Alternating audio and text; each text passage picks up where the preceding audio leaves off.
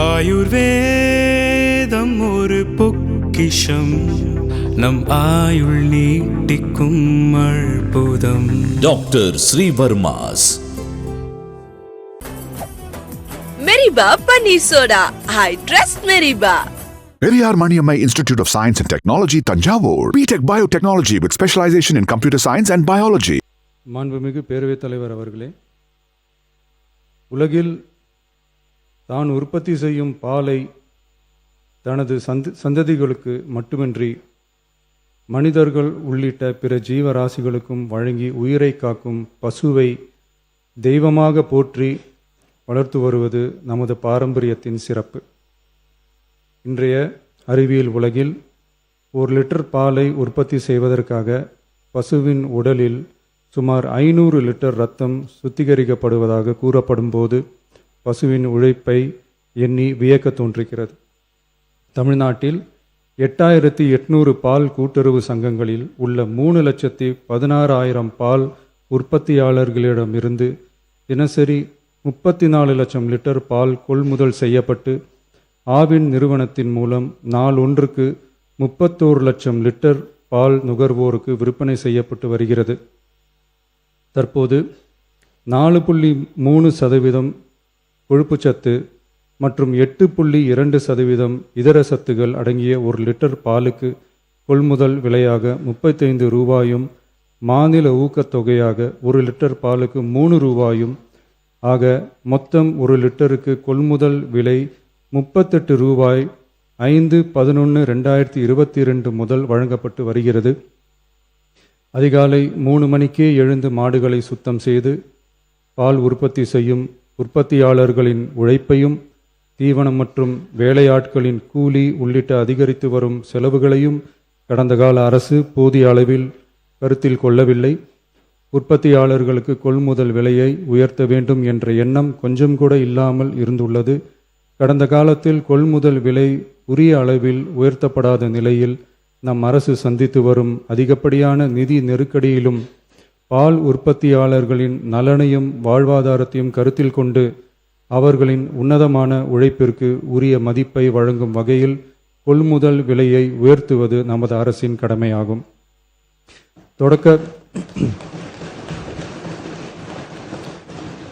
தொடக்க பால் உற்பத்தியாளர்கள் கூட்டுறவு சங்கங்களில் பால் வழங்கும் 3,16,000த்திற்கு மேலான பால் உற்பத்தியாளர்கள் பயனடையும் வகையில் பால் கொள்முதல் விலையை லிட்டர் ஒன்றுக்கு கூட்டுறவு சங்கம் மூலமாக 1 ரூபாய் உயர்த்தவும், மேலும் அரசு ஊக்கத்தொகை 3 ரூபாயிலிருந்து 5 ரூபாயாக உயர்த்தவும் ஆக மொத்தம் 1 லிட்டர் கொள்முதல் விலை 38 ரூபாயிலிருந்து 41 ரூபாயாக உயர்த்த அரசு முடிவு செய்துள்ளது. இந்த கொள்முதல் விலை உயர்வால் கூடுதலாக ஒரு மாதத்திற்கு ரூபாய் 30 கோடியும் ஒரு ஆண்டிற்கு 360 கோடியும் செலவாகும்.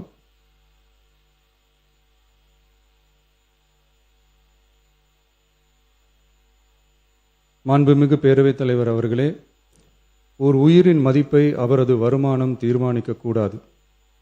வசதி படைத்தவர், வசதி குறைவானவர் என்ற நிலை மருத்துவத்துறையில் இருக்கக்கூடாது. அனைவருக்கும் சமமான மருத்துவ சேவை எளிதாக கிடைக்க வேண்டும் என்பதில் நமது அரசு உறுதியாக உள்ளது. மருத்துவம் என்பது சலுகை அல்ல, ஒவ்வொரு மனிதனின் அடிப்படை உரிமை. ஒரு மனிதனின் உயிரை காப்பாற்றுவதில் தாமதமாகும் ஒவ்வொரு நொடியும் மிக கொடியது. மருத்துவத்தை தேடி வரும் மக்களின் பாதையில் இருக்கும் தடைகளான வறுமை, தொலைவு, மருத்துவர் பற்றாக்குறை, மருந்துகளின் விலை, மருத்துவ விழிப்புணர்வு இல்லாமை, காத்திருப்பு, அவசர கால வசதியின்மை போன்றவற்றை படிப்படியாக அகற்றி ஏழை, பணக்காரர், கிராமம், நகரம் என்ற பாகுபாடின்றி ஒவ்வொருவருக்கும் தரமான மற்றும் எளிதான மருத்துவ சேவை கிடைக்க செய்வதை முதன்மையான நோக்கமாக கொண்டு செயல்பட்டு வருகிறது நமது அரசு. மாண்புமிகு பேரவைத் தலைவர் அவர்களே, மருத்துவம் மற்றும் மக்கள் நல்வாழ்வு துறையில் சில அறிவிப்புகளை சட்டப்பேரவை விதி 110 கீழ் இன்று வெளியிட விரும்புகிறேன். வடசென்னை மக்களுக்கு உயர்தர மருத்துவ சேவை எளிதில் கிடைக்கும் வகையில் பெரம்பூரில் ரூபாய் 300 கோடி மதிப்பீட்டில் 400 படுக்கைகள் கொண்ட உலக தரத்திலான பன்னோக்கு உயர் சிறப்பு மருத்துவமனை அமைக்கப்படும். முதலமைச்சரின் விரிவான மருத்துவ காப்பீட்டு திட்டத்தின் இலவச மருத்துவ சிகிச்சைக்கான மருத்துவ காப்பீட்டுத் தொகை ஆண்டொன்றுக்கு தற்போதுள்ள 5 லட்சத்திலிருந்து ரூபாய் 25 லட்சமாக உயர்த்தப்படும்.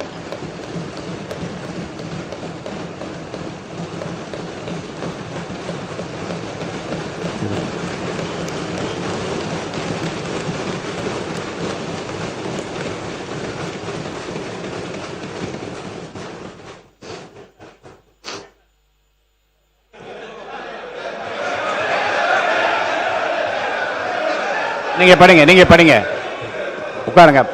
மாநில உறுப்பினர் ஆசிரியர் உட்காருங்க. பேரவை முன்னவர் உட்காருங்க. அப்புறம் எடுக்கலாம். உட்காருங்க.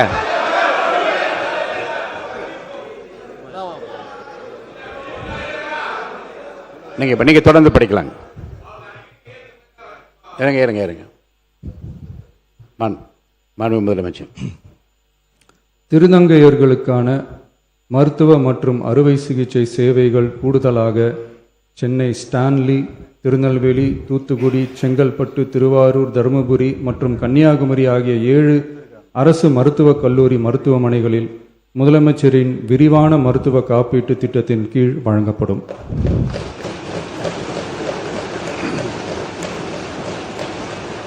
தமிழ்நாட்டில் 2014 ஆண்டிற்கு பிறகு புதிய அரசு செவிலியர் கல்லூரிகள் தொடங்கப்படாத நிலையில் தரமான மருத்துவ சேவைக்கு தேவையான செவிலியர், மருந்தியல் மற்றும் துணை மருத்துவ பணியாளர்களை உருவாக்கும் வகையில் அரசு மருத்துவக் கல்லூரிகளில் ரூபாய் 351 கோடி மதிப்பீட்டில் கூடுதல் மாணவர் சேர்க்கை இடங்கள் உருவாக்கப்படும். 7 புதிய அரசு செவிலியர் கல்லூரிகள் தொடங்கப்பட்டு 660 பிஎஸ்சி செவிலியர் மாணாக்கர் இடங்கள் உருவாக்கப்பட்டு ஏற்கனவே உள்ள செவிலியர் கல்லூரிகள் மற்றும் செவிலியர் பள்ளிகளில் கூடுதலாக 1925 கூடுதல் மாணாக்கர் இடங்கள், எண்முறை மருத்துவம் உள்ளிட்ட 12 துணை மருத்துவ படிப்புகளில் 2778 மாணாக்கர் இடங்கள்,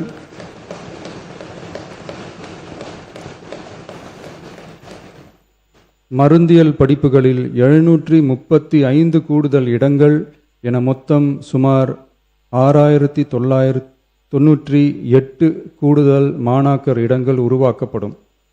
தமிழ்நாட்டில் அதிகரித்து வரும் புற்றுநோய்களை தடுக்கவும் தரமான சிகிச்சை வழங்கவும் முதலமைச்சரின் புற்றுநோய் பராமரிப்பு இயக்கம் chief ministers cancer care mission 677 கோடியே 44 லட்சம் ரூபாய் மதிப்பீட்டில் மேம்படுத்தப்படும்.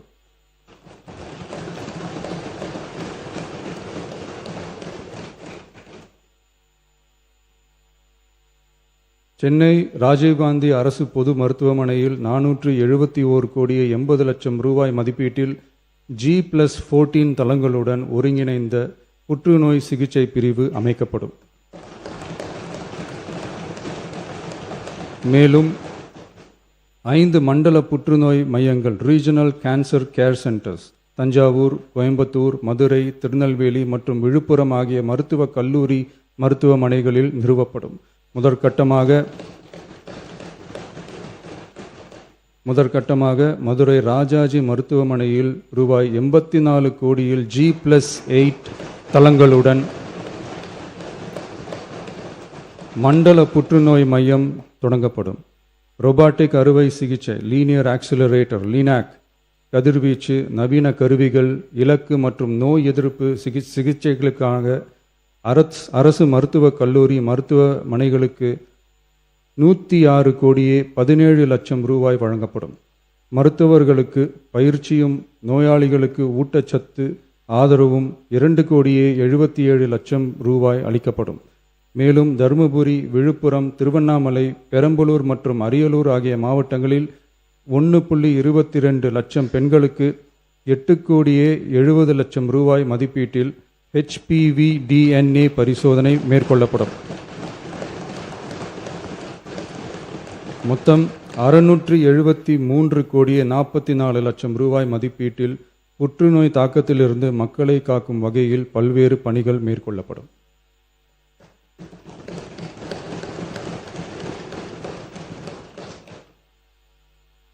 மாண்புமிகு பேரவைத் தலைவர் அவர்களே,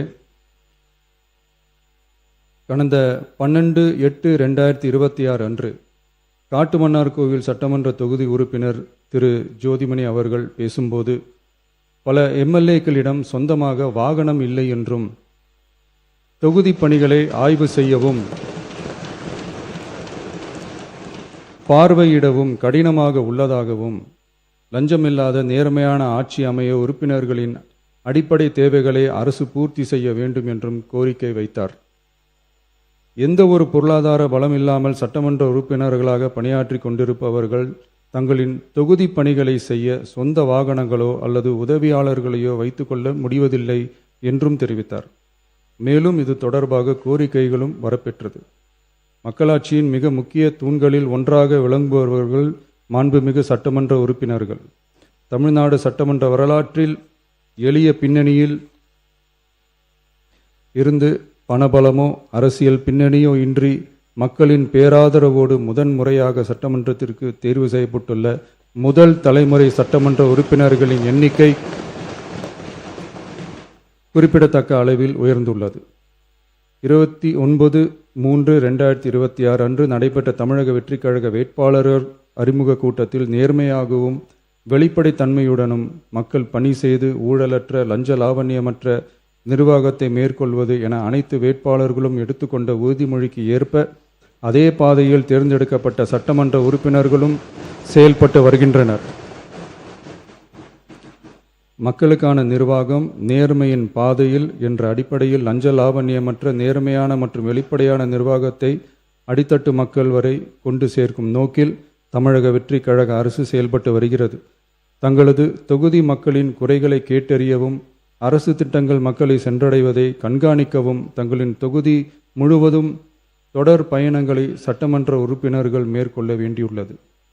பொருளாதார பலம் இல்லாமல் சட்டமன்ற உறுப்பினர்களாக பணியாற்றும் மற்றும் முதலாக சட்டமன்ற உறுப்பினர்களாக தேர்வு செய்யப்பட்ட உறுப்பினர்கள் தங்களது மக்கள் பணியை தோய்வின்றி தொடர்வதற்கும் அவர்கள் தங்களின் தொகுதி பணிகளை திறம்பட மேற்கொள்வதற்கு வசதியாக அனைத்து சட்டமன்ற உறுப்பினர்களுக்கும் அரசு சார்பில் வாகனம் வழங்கப்படும் என்பதை மகிழ்ச்சியோடு தெரிவித்துக் கொள்கிறேன்.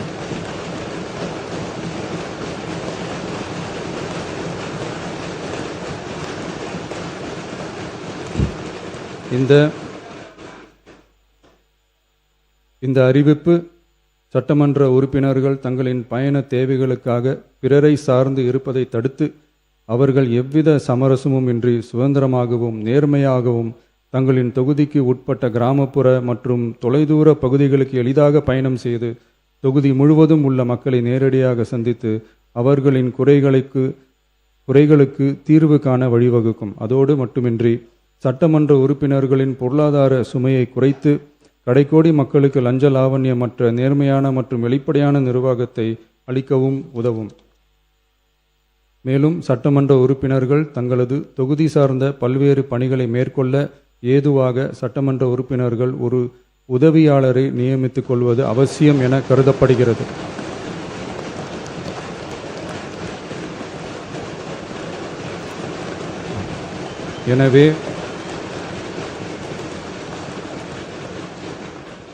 எனவே சட்டமன்ற உறுப்பினர்களுக்கு அரசு வாங்கி வழங்கும் வாகனத்தை பராமரிக்கும் விதமாக வாகனத்திற்கு ஓட்டுநர், எரிபொருள், வாகன பராமரிப்பு உள்ளிட்ட செலவினங்களுக்காக மாதந்தோறும் ரூபாய் 75,000 வாகன படியாகவும்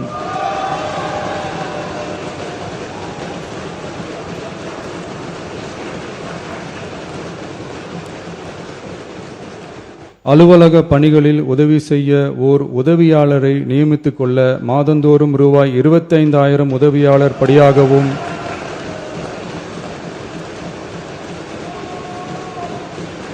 வழங்கப்படும். இதற்காக உரிய சட்டத்தில் திருத்தங்கள் மேற்கொண்டு ஆணைகள் வெளியிடப்படும் என்பதையும் தெரிவித்துக் கொள்கிறேன். நன்றி.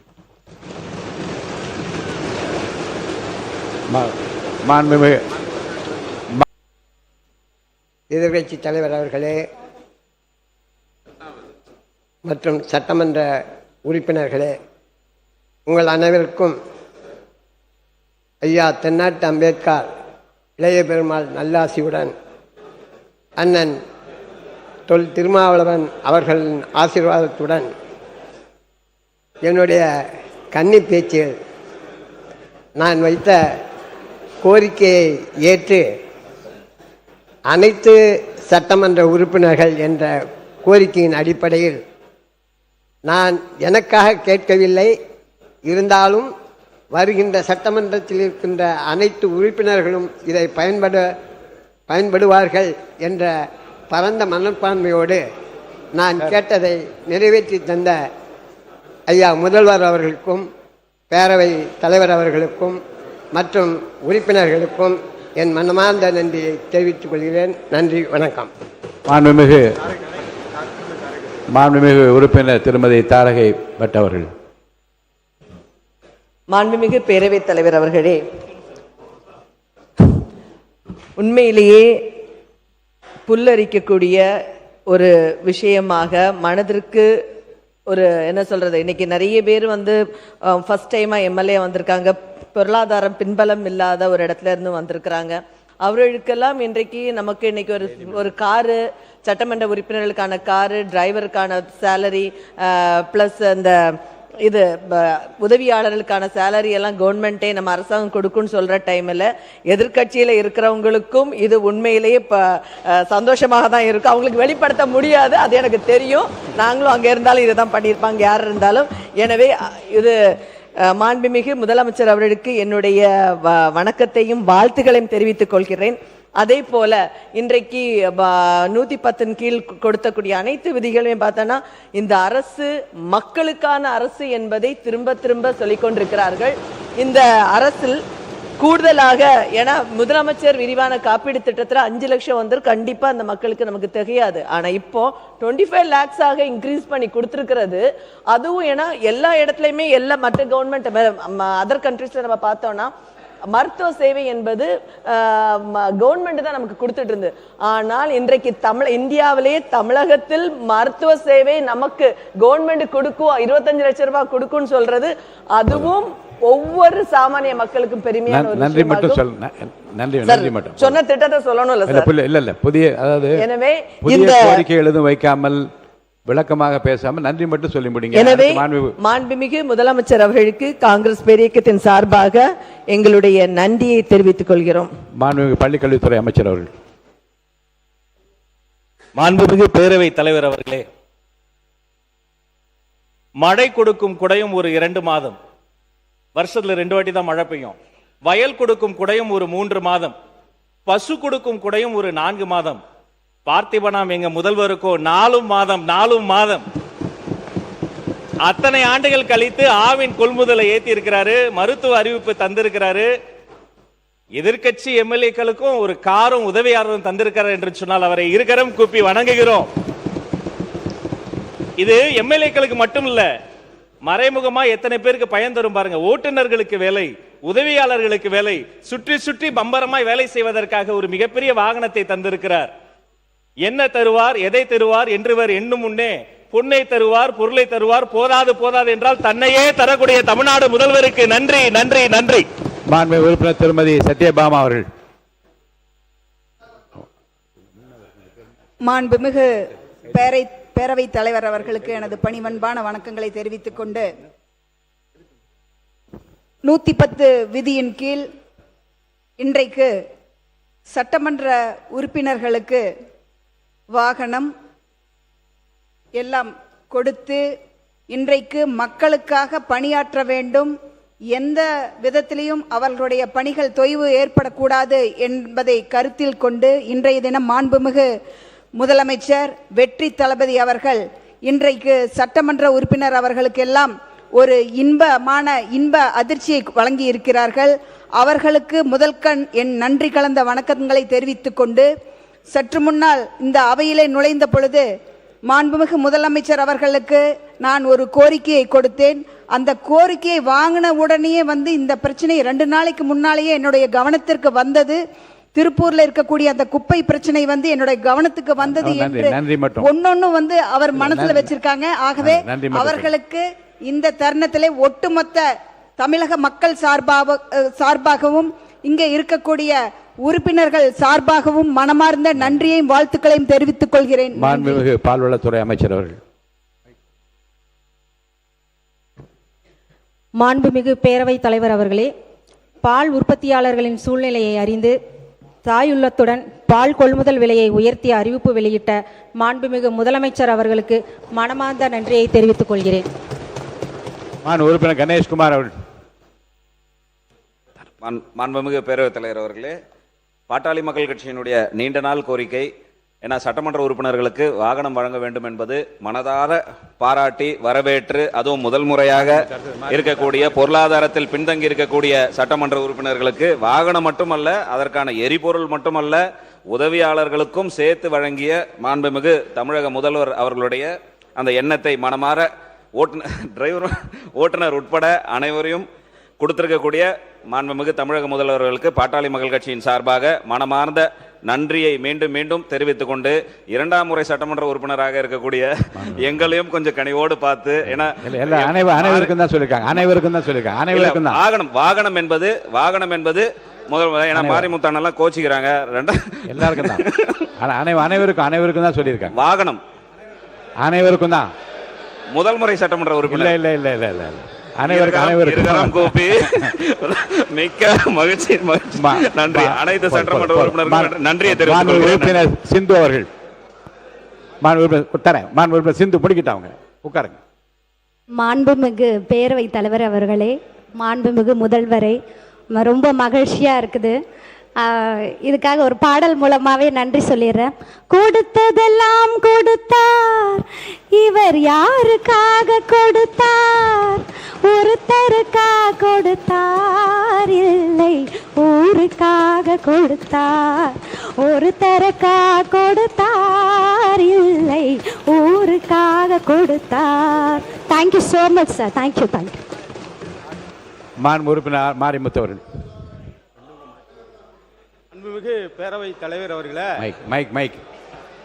மாண்புமிகு பேரவைத் தலைவர் அவர்களே, விவசாயிகளுக்கு நெல்லுக்கு ஊக்கத்தொகை மட்டுமல்ல, கரும்புக்கு ஊக்கத்தொகை கொடுத்தரும் முதல்வர் அவர்களுக்கு மனமார்ந்த நன்றியினை விவசாயிகள் சார்பில் தெரிவித்துக் கொள்வதோடு, அதே இன்றைய பொன்னாளில் 110 விதியின் கீழ் பால் விலை கொள்முதல் விலைக்கும் விலையை நிர்ணயம் செய்து கொள்முதல் விலையும் அறிவித்து மிகப்பெரிய அளவில் ஆவின் பால் தட்டுப்பாடு இருந்ததை நீக்கி விவசாயிகள் வாழ்க்கையில் பால் வார்த்தது மட்டுமல்ல, அதை பயன்படுத்துகிற ஏழை எளிய மக்கள் பால் உணவுக்கு உத்தரவாதமாக இருக்கிற பால் விலையையும் உயர்த்தி தந்திருக்கிற முதலமைச்சர் அவர்களுக்கு நன்றியை சொல்லி விடைபெறுகிறேன். நன்றி, வணக்கம். மாண்புமிகு சிறுபான்மை நலத்துறை அமைச்சர் அவர்கள். சிறுபான்மை நலத்துறை அமைச்சர். மாண்புமிகு பேரவைத் தலைவர் அவர்களே, மாண்புமிகு முதலமைச்சர் அவர்களே, மாண்புமிகு சட்டப்பேரவை உறுப்பினர்களே, ஒரே நாளில் இவ்வளோ இன்பதிர்ச்சியை கொடுத்தா எப்படி எங்களுக்கு தாங்கிறதுனே தெரியல. உள்ளபடியே இந்த பால் விலைக்கு 300 கோடி ரூபா ஒரு வருஷத்துக்கு செலவு, எவ்வளோ பெரிய அறிவிப்பு. அதே போல் இந்த காப்பீட்டு திட்டம் அதிர்ச்சின்னா ஒரு 5 லட்சத்துலேருந்து 1-2 லட்சம் இல்லை, 25 லட்சமாக உயர்த்தி கொடுத்ததுங்கிறது ஒட்டுமொத்த தமிழக மக்களுக்கும் ஏழை எளிய மக்களுக்கும் பெரிய அளவில் உதவி செய்யும். அதுக்கு அதை விட தாண்டி சட்டமன்ற உறுப்பினர்களுக்கான வாகனம், உதவியாளர், தொடர்ச்சியாக எல்லா உறுப்பினரும் பல ஆண்டுகளாக இந்த சபையில் கேட்டுக்கிட்டு இருந்தக்கூடிய ஒரு கோரிக்கையை நிறைவேற்றுறதுக்கு மாண்புமிகு முதலமைச்சர் அவர்களுக்கு இந்திய யூனியன் முஸ்லீம் லீக்கின் சார்பிலே நெஞ்சார்ந்த நன்றியை தெரிவித்து விடைபெறுகிறேன். நன்றி. உறுப்பினர் செல்லசாமி அவர்கள்.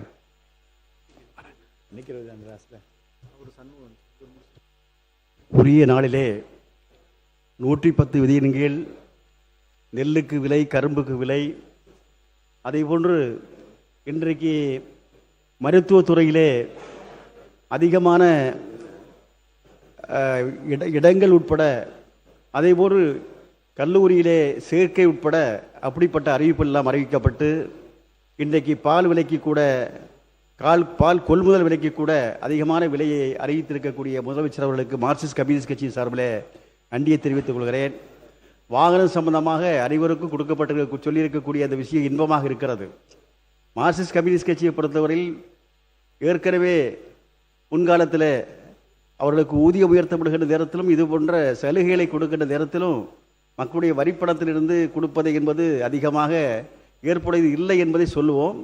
ஆனால் ஒட்டுமொத்தமாக இந்த முதல்வருடைய மனதார இந்த எண்ணத்தை என்பது பாராட்டுகின்றோம். எங்கள் கட்சியுடைய நிலைப்பாடு சம்பந்தமாக என்ன என்று கேட்டு அதை நாங்கள் உட்படுவோம் என்று சொல்லி வாழ்த்தி உங்களுடைய அறிவிப்புக்கு நன்றி கூறி என்னுடைய உரையை முடிக்கிறேன். மாண்பு உறுப்பினர் திரு எஸ் காமராஜ் அவர்கள். மாண்புமிகு பேரவைத் தலைவர் அவர்களே, நம்முடைய மாண்புமிகு முதலமைச்சர் அவர்கள் 110 விதியின் கீழ் அறிவித்திருக்கிற ஒவ்வொரு திட்டங்களும் அற்புதமான திட்டங்கள். முதலில் விவசாயிகளுக்கு ஊக்கத்தொகை. இன்றைய காலை பால் கொள்முதல் என்றவுடன் எங்களுடைய தொகுதியில் போகிற போக்கெல்லாம் மன்னாரில் மிகப்பெரிய பால் உற்பத்தியாளர்கள் கூட்டுறவு சங்கம் இருக்கிறது. மிகப்பெரிய சங்கம் அது. மன்னாரில் இருக்கிற பால் உற்பத்தியாளர் சங்கம் தமிழகத்தில் இருக்கிற பால் உற்பத்தியாளர் சங்கங்கள் அது ஒரு சொல்லிக் கொள்ளுகிற சங்கம். அங்கே பால் உற்பத்தியாளர்கள்லாம் முதலமைச்சரிடம் நீங்கள் சொல்லுங்கள், நீங்கள் பேசும்போது முதலமைச்சர் உற்று நோக்குகிறார், சிரிக்கிறார், அவரிடம் சொல்லுங்கள் என்று கோரிக்கை வைத்தார்கள். அந்த கோரிக்கையை நிறைவேற்றி கொடுத்திருக்கிற உங்களுக்கு எனது நெஞ்சார்ந்த நன்றியினை மன்னார்குடி சட்டமன்ற தொகுதியின் சார்பாக தெரிவித்துக் கொள்கிறேன். இன்றைக்கு அறிவித்திருக்கிற 110 விதி அற்புதமான திட்டம். இப்போ கூட சொன்னாங்க 2 நாளைக்கு முன்னாடி முதல் சட்டமன்ற உறுப்பினர் எல்லாரும் ஆச்சரியப்பட்டாங்க. இங்கே வந்து நம்முடைய முதலமைச்சர் அனைத்து சட்டமன்ற உறுப்பினர்களுக்கும் கார் உதவியாளர் என்று சொன்னவுடன், டிரைவர் என்று சொல்லவுடன் உள்ளபடியே அனைவரும் சந்தோஷமாக இருக்கிறார்கள். நிறைய பேர் 4 கார் 5 கார் 3 கார்லாம் இருக்கு. என்னகிட்டையும் கார் இருக்கு. ஆனால் நம்முடைய அரசு கார் முதலமைச்சர் கொடுத்த காரில் செல்றாங்கிற பெருமையோட நாளையிலிருந்து நான் என் தொகுதிக்கு செல்லுவேன். என்னிடையும் 3-4 கார் இருக்கு. ஆனால் நம்முடைய தமிழ்நாடு முதலமைச்சர் கொடுத்திருக்கிற காரில் தொகுதியை சுற்றி வரும்போது அதற்கு இருக்கிற ஒரு கெத்து, அந்த எம்எல்ஏ கெத்து, முதலமைச்சர் அவர்களுக்கு நெஞ்சாத நன்றியை தெரிவித்துக் கொள்கிறேன். வணக்கம். சண்முகம் அவர்கள். உறுப்பினர் சண்முகன். மாண்புமிகு பேரவைத் தலைவர் அவர்களே, எல்லோருக்கும் இன்ப அதிர்ச்சியை கொடுத்து அமர்ந்திருக்கக்கூடிய நமது மாண்புமிகு முதல்வர் அவர்களே, கோரிக்கை நியாயமான கோரிக்கையாக இருந்தால் அது மக்களிடம் இருந்து வந்தாலும் சரி, சட்டமன்ற உறுப்பினர்கள் வந்தாலும் சரி, உடனடியாக நிறைவேற்றப்படும் என்பதை மீண்டும் ஒரு முறை நமது முதல்வர் அவர்கள் நிரூபித்திருக்கின்றார்கள். அறம், நேர்மை, மக்கள் நலம் ஆகிய 3 அடிப்படையில் தமிழகத்தை தாங்கி பிடிக்கின்ற முதல்வர் நமக்கு கிடைத்திருக்கின்றார்கள் என்ற பெருமையோடு அவர்களுக்கு எனது நன்றியை தெரிவித்துக் கொள்கின்றேன். கொடுக்கிற காரை இனோவா காராக கொடுத்தால் நன்றாக இருக்கும் என்று பின்னால் இருக்கின்ற உறுப்பினர்கள் சொல்லுகின்றார்கள். அனைவருக்கும் நன்றி. உறுப்பினர் கல்லானை அவர்கள். உறுப்பினர் கல்லானை. மாண்புமிகு பேரவைத் தலைவர் அவர்களே, தாயுள்ளம் கொண்ட எங்கள் தலைவர் இன்று பால் விலை உயர்த்தியிருக்காங்க. அந்த உற்பத்தியாளர்களை விட முக்கியமாக அதில் தாய்மார்கள் அதிகமாக அந்த பணியை செய்கிறாங்க. அந்த தாயுள்ளம் கொண்ட தலைவருக்கு முக்கியமாக நன்றி கூறுகிறேன். அதே போல மதுரை அரசு ராசாசி மருத்துவமனைக்கு புற்றுநோய் மையத்திற்கு கொடுத்ததற்கு எங்கள் அன்பு தலைவர் தளபதி அவர்களுக்கு நன்றி கூறுகிறேன். இன்று வாகனம் என்பது அண்ணன் சொன்னது போல சொந்த வாகனங்கள் இல்லாத எத்தனை உறுப்பினர்கள் இருக்காங்க. அப்படி கடன் வாங்கி வாகனம் வைத்து வருந்தவர்கள் கூட தமிழக முதல்வர் தங்க தலைவர் தளபதி கொடுத்த வாகனத்தில் செல்வதில் உள்ள கெத்து எதிலையுமே கிடையாது. அவருக்கு எங்களது சிறந்தாழ்ந்த நன்றியை தெரிவித்துக் கொள்கிறேன். உறுப்பினர் சபரி ஐங்கரன் அவர்கள். மாண்புமிகு பேரவைத் தலைவர் அவர்களே, தமிழக முதல்வருக்கும் சட்டமன்ற உறுப்பினர் எதிர்க்கட்சி தலைவர் அலுவலருக்கும் கூட்டணி கட்சி தலைவர் அவர்களுக்கும் என் பணிவான வணக்கத்தை தெரிவித்துக் கொள்கிறேன். புதிதாக சட்டமன்றத்திற்கு வந்துள்ள எம்எல்ஏக்களுக்கு கார் தந்துள்ள நமது முதல்வர் அவர்களுக்கு என் நன்றியை தெரிவித்துக் கொள்கிறேன். ஒரே ஒரு விஷயம் ஃபன்னாக சொல்கிறேன். நான் கல்லூரி படிக்கும்போது காதல் தோல்வி, வேலையும் இல்லை காரும் இல்லை. இன்னைக்கு வேலையும் கொடுத்துருக்காரு தலைவர், காரும் கொடுத்துருக்காரு. ஸோ ரொம்ப ரொம்ப நன்றியை தெரிவிச்சுக்க. ஏன்னா நான் ட்ரெயினில் தான் வரேன். அங்கேருந்து இங்கே உள்ள ஆட்டோவில் உள்ளே வரும்போதெல்லாம் ஒவ்வொரு தடவையும் காவலர் பணியாளர்கள்லாம் கேட்பாங்க, யார் நீங்கள் எம்எல்ஏன்னு சொல்லுவேன். ஐடி கார்டெலாம் எடுத்து காமிச்சாலும் நம்ப மாட்டாங்க. ஸோ அதனால் இன்றைக்கி 2 விஷயத்தில் நாங்கள் ரொம்ப மகிழ்வாக இருக்கோம். விவசாயிகளும் மக்கள் பணியை செய்கிற பசியை போக்குற விவசாயிகளும் சந்தோஷமாக இருக்காங்க. மக்கள் பணி செய்கிற சட்டமன்ற உறுப்பினரும் சந்தோஷமாக இருக்கிறாங்க. ஸோ எல்லாரோட வாயிலாகவும் நான் மிகப்பெரிய நன்றியை தெரிவித்துக் கொள்கிறேன். நன்றி நன்றி. மாண்புமிகு உறுப்பினர்களே, 227 பேர் இருக்கோம். எல்லாருக்குமே நன்றி சொல்ல வேண்டும் என்ற ஆசை தான். ஆனால் 3 மானிய கோரிக்கைகள் இருக்கிறது, மற்ற தீர்மானங்கள்லாம் வருகிறது. இதில் சொல்ல வேண்டும் என்று துடித்து கைகளை உயர்த்தி கேட்டுக்கொண்டிருக்கிற பல பேர் நான் பார்த்து கொண்டிருக்கிறேன். நான் காலம் கருதி இன்னும் சில பேர் இருக்கிறார்கள், சொல்லத்தான் நினைக்கிறேன் ஆனால் சொல்ல முடியவில்லை என்று எங்களும் இருக்கின்றார்கள். ஆக பலருடைய உள்ளத்திற்கும் மகிழ்ச்சி அளிக்கக்கூடிய முத்தான அந்த அறிவிப்புகள் மாண்பு முதலமைச்சர் அவர்களே, மாண்பு அமைச்சர் பெருமக்களே மற்றும் அவையின் மாண்பு உறுப்பினர்களே, சட்டமன்ற உறுப்பினர்களின் மக்கள் பணியை மேலும் சிறப்பாகவும் தடையின்றியும் மேற்கொள்ளும் வகையில் அரசு சார்பில் புதிய வாகனம் வழங்கப்படும் என அறிவித்துள்ள தமிழகத்தை முதன்மை மாநிலமாக மாற்றிட ஓயாது உழைக்கும் மாண்பு முதலமைச்சர் அவர்களுக்கு வரலாற்று சிறப்புமிக்க சட்டமன்ற பேரவையின் தலைவர் என்ற முறையில் எனது நெஞ்சார்ந்த நன்றியினை நான் முதற்கண் தெரிவித்துக் கொள்கிறேன். இந்த நிதிநிலை அறிக்கையில் கடந்த ஆண்டு நடந்த உள்கட்டமைப்பு வசதிகளுக்காக, கிராமப்புற உள்கட்டமைப்பு வசதிகளுக்காக வழங்கப்பட்ட பணம் ஏறத்தாழ 8000 கோடி. நீங்கள் 7807 கோடின்னு வச்சுக்கோங்க, நீங்கள் 7100 கோடி கொடுத்துருக்கீங்க. ஆக குறைவாகத்தான் இருக்கிறது. இந்த நிதிநிலை அறிக்கையில் பார்க்கின்ற பொழுது எந்த வித்தியாசமும் தெரியல. வீடு கட்டுறதுக்குனால 3500 கோடி தான். இதுக்கு உள்கட்டமைப்பு பள்ளிக்கல்வித்துறை அமைச்சர்கள். மாண்புமிகு பேரவைத் தலைவர் அவர்களே, பல்வேறு விஷயங்களை மூத்த உறுப்பினர் அண்ணன் சுட்டி காண்பித்துக் கொண்டிருந்தார். நேற்று கூட மூத்த உறுப்பினர் ஏவாவில் அண்ணன் பேசும்போது சமஸ் அவர்களினுடைய ஒரு புத்தகத்தை கூட காட்டினாங்க. நான் சமஸ் அவர்களினுடைய வார்த்தைகளை நல்லா படிக்கக்கூடிய ஒரு ரீடர். அவர் இன்னொரு ஆர்டிக்கல் எழுதியிருந்தார். ஆர்டிக்கலின் தலைப்பு என்ன தெரியுமா? விஜய் 100 ஊழலுக்கு எதிரான ஒரு அடி. என்ன பேசினாலும் ஆதாரம் காட்டுங்கள், ஆதாரம் காட்டல அவர் சொல்கிறார்கள். அமைச்சர் பெருமக்கள் எழுந்து பேசுகிற போதே தவறு நடந்திருக்கலாம் என்று அவரே சொல்கிறார். முதலில் தவறு நடந்திருக்கலாம் என்று ஒப்புக்கொண்டதற்கு ஒரு பணிவான நன்றியை தெரிவித்துக் கொண்டு, ஆதாரங்களை நாங்கள் காட்டும் போதே இப்படி பேசுகிறார்கள். மாண்புமிகு முதலமைச்சர் ஆதாரங்களை வைத்திருக்கிறார், அவர் ஒருவேளை எடுத்து காட்டிவிட்டார் என்று சொன்னால் அவர்கள் நிலைமை நினைத்து பார்த்தேன். கொஞ்சம் கவலையாகத்தான் இருக்கிறது.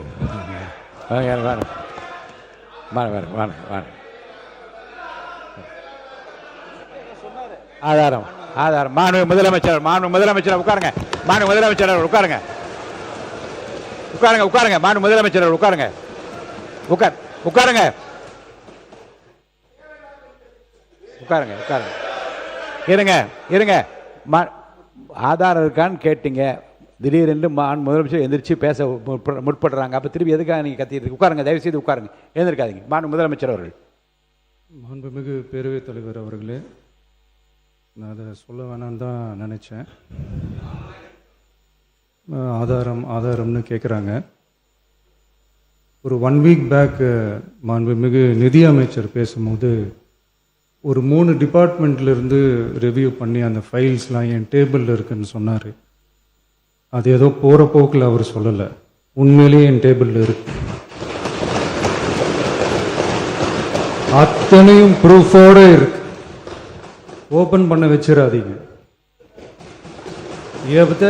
எப்போ ஓப்பன் பண்ணணுமோ அப்போ கரெக்டாக எல்லாமே ஓப்பன் ஆகும். மாண்புமிகு இந்து அறநிலையத்துறை அமைச்சர் அவர்கள். இந்து அறநிலையத்துறை அமைச்சர் அவர்கள். மாண்புமிகு பேரவைத் தலைவர் அவர்களே, நம்முடைய மதிப்பிற்குரிய அண்ணன்கள் எல்லாருமே பேசுங்க பேசுங்கன்றாங்க. ஆனால் முதலமைச்சர் பேச ஆரம்பிச்சார்னா, ஆதாரத்தை காட்ட ஆரம்பிச்சார்னா என்ன நடக்கும்ன்றது இதுல இருந்தே நம்ம புரிஞ்சிக்க முடியும். ரெடியா?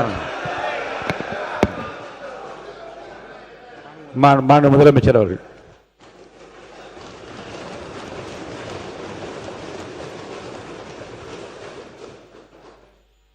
மாண்புமிகு பேரவைத் தலைவர் அவர்களே, மக்கள்கிட்ட எப்போ பேசணும், என்ன பேசணும், எப்படி பேசணும் எல்லாம் பேசிட்டு தான் அன்பா ஆசையா எங்க எல்லாரையும் கொண்டாந்து உட்கார வச்சிருக்கிறோம்.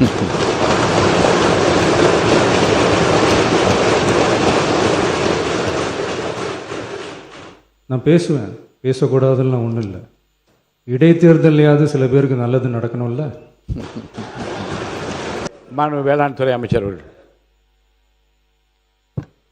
மாண்புமிகு பேரவைத் தலைவர் அவர்களே, முன்னாள் அமைச்சர் 9 முறை சட்டமன்ற உறுப்பினர் அவர்கள் கூறினார், நாங்கள் தான் வீடு கட்டி கொடுத்தோம் சொன்னாங்க. வீடு கட்டி கொடுத்தீங்க, ஆனால் அந்த வீட்டோட தரத்தை எப்படி இருக்குன்னு கொஞ்சம் போய் பாருங்கள். ஒவ்வொரு வீட்லேயும் பார்த்தீங்கன்னா அங்கங்கே உடஞ்சி தொங்குது, கம்பி தெரியுது. இதில் பார்த்தீங்கன்னா அதுக்கு மறுசீரமைப்புன்னு சொல்லி 50,000லேருந்து 55,000 சொல்கிறீங்க.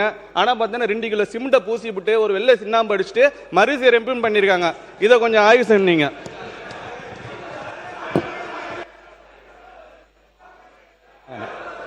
ரெட்டியார்பட்டி பேசுங்க.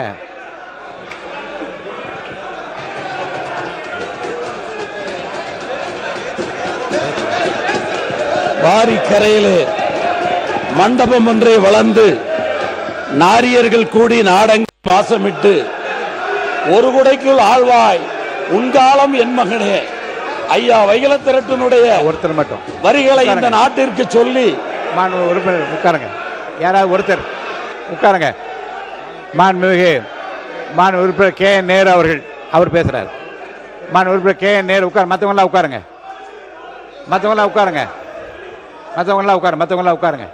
மாண்புமிகு பேரவைத் தலைவர் அவர்களே, மற்றவங்களாம் உட்காருங்க. மாண்புமிகு பேரவைத் தலைவர் அவர்களே, மாண்புமிகு வேளாண் துறை அமைச்சர் சொன்னார், கடந்த காலத்தில் கட்டப்பட்ட வீடுகள் எல்லாம் பழுதுபட்டு இருக்கிறது, அது உங்களால் சரியாக பழுதுவாக்கவில்லை என்றெல்லாம் சொன்னார்கள். உங்களுக்கு தெரியும் 1986ஆம் ஆண்டிலிருந்து இந்திரா காந்தி அவர்களுடைய காலத்திலிருந்து அந்த வீடு 13,000 ரூபாயில் ஆரம்பிக்கப்பட்டது. அப்போல்லாம் நாங்கள் சேர்மன், அவரும் சேர்மன், அவர் அந்த ஊர் சேர்மன், நான் புள்ளம்பாடி சேர்மன். 13,000 ஆரம்பிக்கப்பட்டு 3 லட்சம் ரூபாய் வரை நேரடியாக அரசாங்கமும் கான்ட்ராக்டுக்காரங்களும் கட்டுறதில்லை. அது இந்த பயனாளி பெருமக்களே கட்டுவது. அதுதானே தவிர பயனாளிகள் ஒவ்வொருவர் கூடுதலாக காசு பணத்தை போட்டு கட்டுகிறார்கள். ஒருவருடைய பணம் இல்லை என்று சொன்னால் இருக்கிறதை வைத்து கட்டுகிறார்கள். அதற்கு தான் பிறகு தலைவர் தளபதி இருக்கும்போது சரி, கலைஞர் இருக்கும்போது சரி, ஏற்கனவே கட்டப்பட்ட சமத்துவபுர வீடுகள் எல்லாம் பழுது பார்ப்பதற்கென்று அதற்கென்று தனியாக நிதி ஒதுக்கி அரசு சார்பாக நிதி ஒதுக்கப்பட்டது. எனவே நீங்கள் கூட இப்போது 70,000 வீடுகள் 5 லட்சம் ரூபாய் செலவில் இந்த அரசு வழங்கி இருக்கிறது. இதை இன்னைக்கு ஏற்கனவே நம்முடைய அமைச்சர் அவர்கள் நேரடியாக சென்று பார்த்தார்கள். எல்லாம் பேஸ்மெண்ட் அளவில் இருக்கிறது என்றெல்லாம் சொல்லியிருக்கிறார்கள். அது பயனாளிகள் பெருமக்கள் அவர்களுடைய சௌகரியத்தை கட்டி கொண்டு வருகிறார்கள். நீங்களாவது நல்ல முறையில் அந்த 5 லட்சத்தில் கட்டியிருக்கிறீங்க. நாளைக்கு உங்களை பார்த்து நீங்கள் கட்டினது சரியில்லைன்னு சொல்லாத அளவுக்கு நீங்கள் பார்த்துக்குங்க. அவ்வளோதான் சார். ஓகே நாங்கள் தெரிஞ்சுக்கிறோம். நாங்கள் தெரிஞ்சுக்கிறோம். மாண்புமிகு பேரவைத் தலைவர்களே, கடந்த 5 ஆண்டு காலத்தில் கட்டி கொடுத்த வீடுகள் நிறைய இடத்துல இடிஞ்சு தொங்குது. அதை அந்த மக்கள்கிட்ட கேட்டால் தெரியும். ஆனால் நமது முதலமைச்சர் ஆட்சியில கட்டி கொடுக்கிற வீடு இன்னொரு 50 ஆண்டுகளுக்கு ரொம்ப தரமா இருக்கும் என்பதை தெரிவித்துக் கொள்கிறேன். உறுப்பினர் உட்காரு.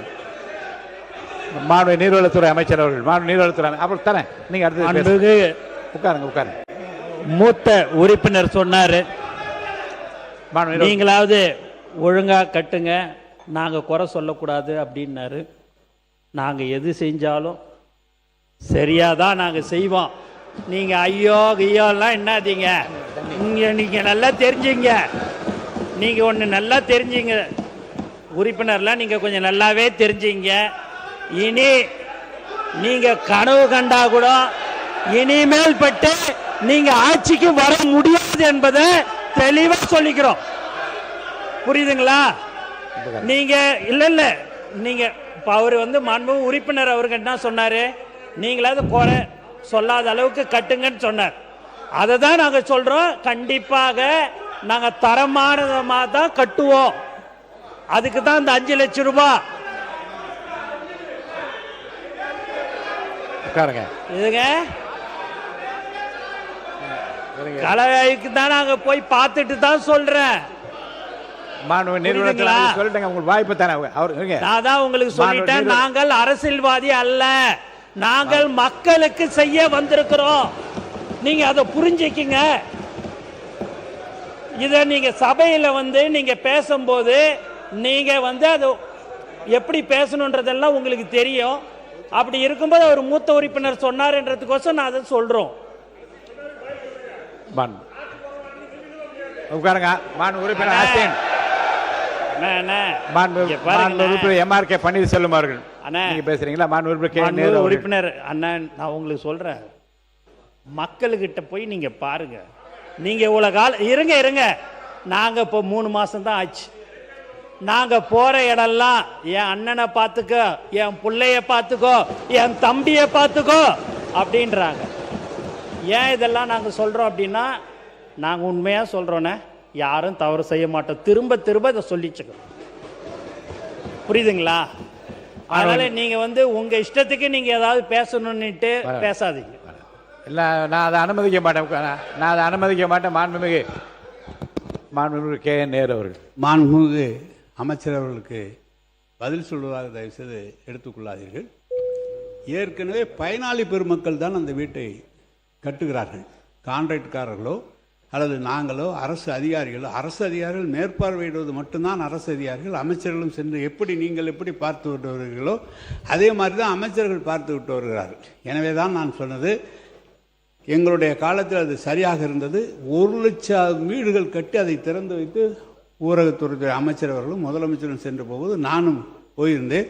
அனைத்து வீடுகளுமே இன்றைக்கு எல்லா இடத்துலையும் ஒரு அதிமுக காலத்தில் கட்டப்பட்ட வீடுகள், ஜெயலலிதா அவர்களுடைய முதலமைச்சர் ஜெயலலிதாவுடைய படம் இருக்கிறது. எங்களுடைய காலத்தில் கட்டப்பட்ட வீடுகளுக்கு கலைஞருடைய படம் போட்டு அங்கே வீடு கலைஞர் திட்டம் என்று வீடுகள் போட்டு எங்கு சென்றாலும் கிராமத்தில் செல்லும் போது அந்த வீடுகள்லாம் நன்றாக தான் இருக்கிறது. மாண்பு அமைச்சர் ஏதோ பார்த்து சொல்லியிருக்கிறீர்கள். எனவே எங்கள் காலத்தில் கட்டப்பட்ட வீடுகள், அதுவும் அமைச்சர் அவர்கள் அந்த துறையிலே பாண்டித்யம் பெற்றவர், நன்றாக பார்த்து செய்திருக்கிறார்கள். எனவே நீங்கள் சொல்வதை போல் அவர் நம்முடைய வேளாண் துறை அமைச்சர் சொல்கிறார் ஆங்காங்கு தொங்குகிறது என்று. இயற்கையாகவே பொதுவாக 10 வருஷம் 15 வருஷம் சொந்த வீடு கட்டுகிற போதே சில சங்கடங்கள் வருகிறது, ஆங்காங்கு இடிந்தெல்லாம் போகிறது. அதுபோல் இருக்குமே தவிர நீங்கள் எல்லாமே தவறு எல்லாம் நடந்து விடுவதில்லை என்பதை நான் தெரிவித்துக் கொள்கிறேன். இதில் நான் நிறைய சொல்ல முடியும். மாண்புமிகு பேரவைத் தலைவர் அவர்களே, மாண்புமிகு நீர்ப்பாசனத்துறை அமைச்சர் அவர்கள் நாங்கள் அரசியல்வாதி அல்ல என்ற கருத்தை மீண்டும் பதிவு செய்கிறார். அது ஒளிபரப்பில் போய் கொண்டிருக்கிறது. ஆனால் தமிழக வெற்றி கழகம் என்ற அரசியல் இயக்கம் அரசியல் கட்சியாக தான் தேர்தல் ஆணையத்தில் பதிவு செய்யப்பட்டு தேர்தல் களத்தில் நின்று வெற்றி பெற்று நீங்கள் ஆட்சிக்கு வந்திருக்கிறீர்கள் என்ற செய்தியும், நீங்கள் எந்த மக்களை நம்பி எங்களை பார்த்துக் கொள்ளுங்கள் என்று சொல்லுகிறீர்கள், அதே மக்கள் தங்களை இப்படி சொல்லுகிறார்கள் என்ற புரிதலும் அடைவார்கள் என்பதை தெரிவித்துக் கொள்கிறேன். மற்றொன்று மாண்பு வேளாண் துறை அமைச்சர் ஓராண்டுக்குள் கட்டப்பட்ட வீடுகள் என்று சொன்னார். அது முற்றிலும் தவறு. 15 ஆண்டுகள் 20 ஆண்டுகள் முன்பு கட்டப்பட்ட வீடுகள் ஒருவேளை அப்படி இருந்தால் அதையும் பழுதுபார்ப்பதற்கு நிதி தந்த ஆட்சி தான் திராவிட முன்னேற்ற கழக ஆட்சியை தவிர ஓராண்டுக்குள் அது போன்ற வீடுகள் தமிழகத்தில் இல்லை என்பதை பதிவு செய்யும். மாண்புமிகு நீதித்துறை அமைச்சர் அவர்கள். மாண்புமிகு பேரவைத் தலைவர் அவர்களே, ஆக்சுவலாக இங்கே இந்த வீடு கட்டினதை பற்றி பேசிகிட்டு இருக்காங்க. அமைச்சர் அவரும் சொல்லிகிட்டு இருந்தாங்க தரம் சரியில்லை, குவாலிட்டி சரியில்லை, அதுக்கு அப்போசிஷன் நிறைய டிஃபெண்ட் பண்ணுறாங்க. All right. ஆக்சுவலாக இது நேற்று பிடபிள்யூடி இதுலேயே நான் கேட்டிருக்கணும். சின்ஸ் அதை கேட்க முடியல. பிகாஸ் இந்த குவாலிட்டி விஷயம் பேசுகிறது பார்த்தா இப்போ நான் சீனியர் மோஸ்ட் மினிஸ்டர் வேலு சாரை தான் கேட்கணும். ஆக்சுவலாக தென்பெண்ணை ரிவரில் ஒரு 16 கோடிக்கு கட்டப்பட்ட ஒரு பிரிட்ஜு 3 மாதத்தில் காலியானதை பற்றி உலகமே பேசிச்சு. அது உங்களுக்கு தெரியும். அதில் நீங்கள் ஒரு ரிப்போர்ட் மாதிரி கொடுத்துருப்பீங்க. டிஸ்சார்ஜ் வேஸ்ட், அதனால் வாட்டர்ஸ் நிறையா வந்ததுனால 16 கோடியில் கட்டப்பட்ட அந்த ரிவர் மேலே கட்டின பிரிட்ஜு 3 மாதத்தில் டெஸ்ட்ராய் ஆனது. அந்த ஹிஸ்ட்ரி படிச்சிருக்கீங்க நீங்கள், அதை முதல்ல நீங்கள் தெரிஞ்சுக்கணும். அப்புறம் தான் அந்த குவாலிட்டியை பற்றி பேசணும். அதனால் அதுக்கு முதல் பதில் நீங்கள் சொல்லணும். நீங்கள் மாண்பு உறுப்பினர் ஏவா வேலு அவர்கள். மாண்புமிகு பேரவைத் தலைவர்களே, இதே மாமன்றத்திலே ஏற்கனவே எதிர்க்கட்சி தலைவராக இருந்த நம்முடைய மாண்புமிகு எடப்பாடி பழனிசாமி அவர்கள் இதே மன்றத்திலே எதிர்க்கட்சியாக இருந்த இந்த கேள்வியை கேட்டு அவைகளெல்லாம் பதிலாக சட்டமன்றத்தினுடைய உரையிலே அதுவெல்லாம் பதிவு செய்யப்பட்டிருக்கிறது. அந்த பாலம் என்பது ஆர்ஆர் என்கிற விங்கின் மூலமாக கிராம சாலை திட்டத்தின் மூலமாக ஒரு கிராம பகுதியிலே கட்டப்பட்ட பாலம். அது தென்பெண்ணை ஆற்றிலே கட்டப்பட்ட ஒரு பாலம். அதனுடைய டிசைன் 54,600 கனஅடி தண்ணியை வாங்குகிற அளவுக்கு தான் அதனுடைய தன்மை கட்டப்பட்டது. இதுவரைக்கும் திருவண்ணாமலை மாவட்டத்திலேயே பெய்யாத ஒரு மழை. அந்த மழை இன்னும் சொல்ல போனால் ஆன்மீக பெருமக்கள் 14 கிலோமீட்டர் கிரிவலம் என்று வருகிற இந்த திருவண்ணாமலை மலையே சரிந்தது. சரிந்ததன் மூலமாக 7 பேர் இறந்தார்கள். அப்படி ஒரு மழை நாங்கள் பார்த்ததே இல்லை. எங்கள் வயதுக்கு பார்த்தது அது முன்னாலே பார்த்ததில்லை. அப்படி ஒரு மழை பெய்த காரணத்தினால் மலை சரிந்தது. அந்த அளவுக்கு ஒரு சேதம். கிருஷ்ணகிரி தருமபுரி மாவட்டங்களில் 50 சென்டிமீட்டருக்கு மேல் மழை பெய்த காரணத்தினால் சாத்தனூர் அணைக்கு வந்த தண்ணி 2.25 கனஅடி தண்ணீர் அங்கே வந்தது. அப்பொழுது பொதுப்பணித்துறை நீர்வளத்துறை அமைச்சர் அவர்கள் எங்கே டேம் உடைஞ்சிருமோ என்பதற்காக இரவோடு இரவாக 2.25 கனஅடி தண்ணீர் திறந்து விட்டார்கள். கனஅடி. அதற்கு பின்னால் பாம்பார் என்று ஒரு ஆறு வருகிறது டேமுக்கு கீழே. டிசைனு 54.600 தான் டிசைன். அது 3 மாதம் இல்லை, கட்டி கொண்டு இருந்த நேரம் முடிகிற தருவாய். அது அப்படிப்பட்ட நேரத்தில் டேம்லேருந்து 2.25 பாம்பாருடைய தண்ணி இவைகளெல்லாம் சேர்ந்த உடனே 3 லட்சம் கனஅடி தண்ணி பிறந்த உடனே அதனுடைய தாங்கும் திறன் இல்லாமல் அது அடித்து கொண்டு போனது என்று அந்த டிசைன்லாம் விளக்கம்லாம் சொல்லி ஏற்கனவே சட்டமன்றத்தில் பதிவில் இருக்கிறது. அது இயற்கையினுடைய சீற்றம். அந்த டிசைன் மேலே இன்ஜினியரிங் மேலே குறை சொல்ல முடியாதது. ஏன்னா கட்டினது 54.600க்கு, ஆனால் வந்த தண்ணி 3 லட்சம் கனஅடி தண்ணி. அப்படி என்கிற பொழுது அதை தாங்காமல் அந்த பாலம் போன என்பது இதே சட்டமன்றத்தில் ஏற்கனவே பதிவு செய்யப்பட்டிருக்கிறது. அதுதான் உண்மை நிலை. அதுக்குன்னு ஒரு குழு போடப்பட்டு அவர்களெல்லாம் கூட ரிப்போர்ட் கொடுத்தாங்க. இதில் டிசைனில் தப்பு இல்லை, இது மழை பெய்த காரணத்தினால் 3 லட்சம் கனஅடி தண்ணீர் தாங்குகிற திறன் இல்லாமல் பாலம் அடித்து போனது என்பதுதான் உண்மை. மாண்பு பொதுப்பணித்துறை அமைச்சர் அவர்கள். மாண்புமிகு பேரவைத் தலைவர்களே, இப்போதான் முதலமைச்சர் சொன்னார், நேற்றிலிருந்து ஒரு விவாதம் வந்து அந்தந்த மானிய துறை கோரிக்கை வரும் பொழுது நம்மளுடைய பேச்சுகள் விவாதங்கள் வந்து அந்த துறையை தாண்டி நிறைய விவாதம் பொழுது சாயங்காலம் 5 மணி 5:30 மணி வரைக்கும் நம்மளுடைய விவாதம் கண்டினியூ ஆகுது. நம்மளுடைய உறுப்பினர்கள் இன்னைக்கு இருக்கக்கூடிய மானிய கோரிக்கை விவாதத்தை நோக்கி மட்டுமே நம்ம பேசினா நல்லா இருக்கும்னு நினைக்கிறோம். மாண்புமிகு மூத்த உறுப்பினர் சொன்னார், அவர் கட்டின அந்த பாலம் நம்மளுடைய நிதியமைச்சர் சொன்னார் அதில் என்ன சிக்கல்கள் பிரச்சனைகள்னு. நான் நேற்றே அதை சொல்லிட்டேன். இந்த அவையில் வந்து ஆதாரத்துடன் இருந்தால் தான் சமைக்கணும்னு 5 வருஷமாக கிட்டத்தட்ட ஒரு 1 லட்சம் கோடி ரூபாய்க்கு நெடுஞ்சாலைத்துறையும் பொதுப்பணித்துறையும் சேர்ந்து ஒரு பட்ஜெட்டை அவர் தாக்கல் செய்து பணிகள் செய்திருக்காரு. ஒவ்வொரு ரூபாய்க்கும் வெள்ளை அறிக்கை ரெடி ஆகிட்டு இருக்கு. மாண்பு முதலமைச்சருடைய கவனத்திற்கு போய் அந்த வெள்ளை அறிக்கை கூடிய சீக்கிரத்தில் செய்யப்படும். அப்பொழுது அந்த பாலத்தோடைய பிரச்சனை என்னங்கிறது தெரியும். கல்லணை கட்டினது சோழர்கள் காலத்தில், இன்னும் எத்தனை மழை வந்தாலும் நல்லா தான் இருக்கு அந்த பாலம்லாம். நம்ம காலத்தில் கட்டுற பாலம் தான் 3 மாசத்துல அழிஞ்சு போகுது. அதுக்கு வெள்ளை அறிக்கையில் பதில் வருங்கிறத நான் பதிவு பண்ணி மானிய கோரிக்கை விவாதத்துக்கு நம்ம போகணுங்கிறது என்னோட தாழ்வான வேண்டுகோள். அப்புறம் கத்தி படத்தில் நம்முடைய முதலமைச்சர் ஒரு வசனம் சொன்னார், எந்த சூழ்நிலை வந்தாலும் விவசாயத்தை கைவிட்டுறாதீங்க அப்படின்னு சொல்லியிருக்கிறார். இது இருக்கு, படத்தில் இருக்கு. ஆனால் இப்போ டெல்டா பகுதியில் குறு விவசாயத்தை விட்டுருக்கோம். இதுக்கு முதலமைச்சர் எடுத்த நடவடிக்கை என்ன நியாயமா? ஒரு 2வது மேகதாது அணை கட்டுறேன்னா அந்த கர்நாடக அரசு முதலமைச்சர் ஓப்பன் டாக்காக தொடர்ந்து சிவகுமார் சொல்லிட்டு இருக்காரு. அதே போல் காவிரி பிரச்சனையில் அடமண்ட்டாக வந்து அந்த மாதாந்திர அந்த நீர் பங்கீடு இதுவரையிலையும் கொடுக்க முடியாதுன்னு சொல்கிறாரு. நம்மளுடைய அரசு எடுத்த நடவடிக்கை என்ன? நம்ம மென்மையாக போகிறோங்கிறது என்னுடைய கருத்து. தாவேக்க அரசு, முதலமைச்சர், துறையினுடைய அமைச்சர் ரொம்ப சாஃப்டாக போகிறீங்கிறது என்னுடைய கருத்து. நீங்கள் வந்து முதலமைச்சருடைய பயணத்தை யார் முடிவு பண்ணணும்? நம்மளுடைய முதலமைச்சருடைய பயணத்தை யார் முடிவு பண்ணணும்? முதலமைச்சர் அலுவலகம் முடிவு பண்ணணும், முதலமைச்சர் முடிவு பண்ணணும். அங்கே இருக்கிற கர்நாடகா சீஃப் மினிஸ்டர் சொல்கிறாரு 3ஆம் தேதி தமிழ்நாடு சீஃப் மினிஸ்டர் வர்றாருன்னு சொல்கிறாரு. அது எந்த விதத்தில் நியாயம்? எப்படி நீங்கள் விட்டு கொடுக்குறீங்க? அது நம்ம நியாயத்திலே வராது.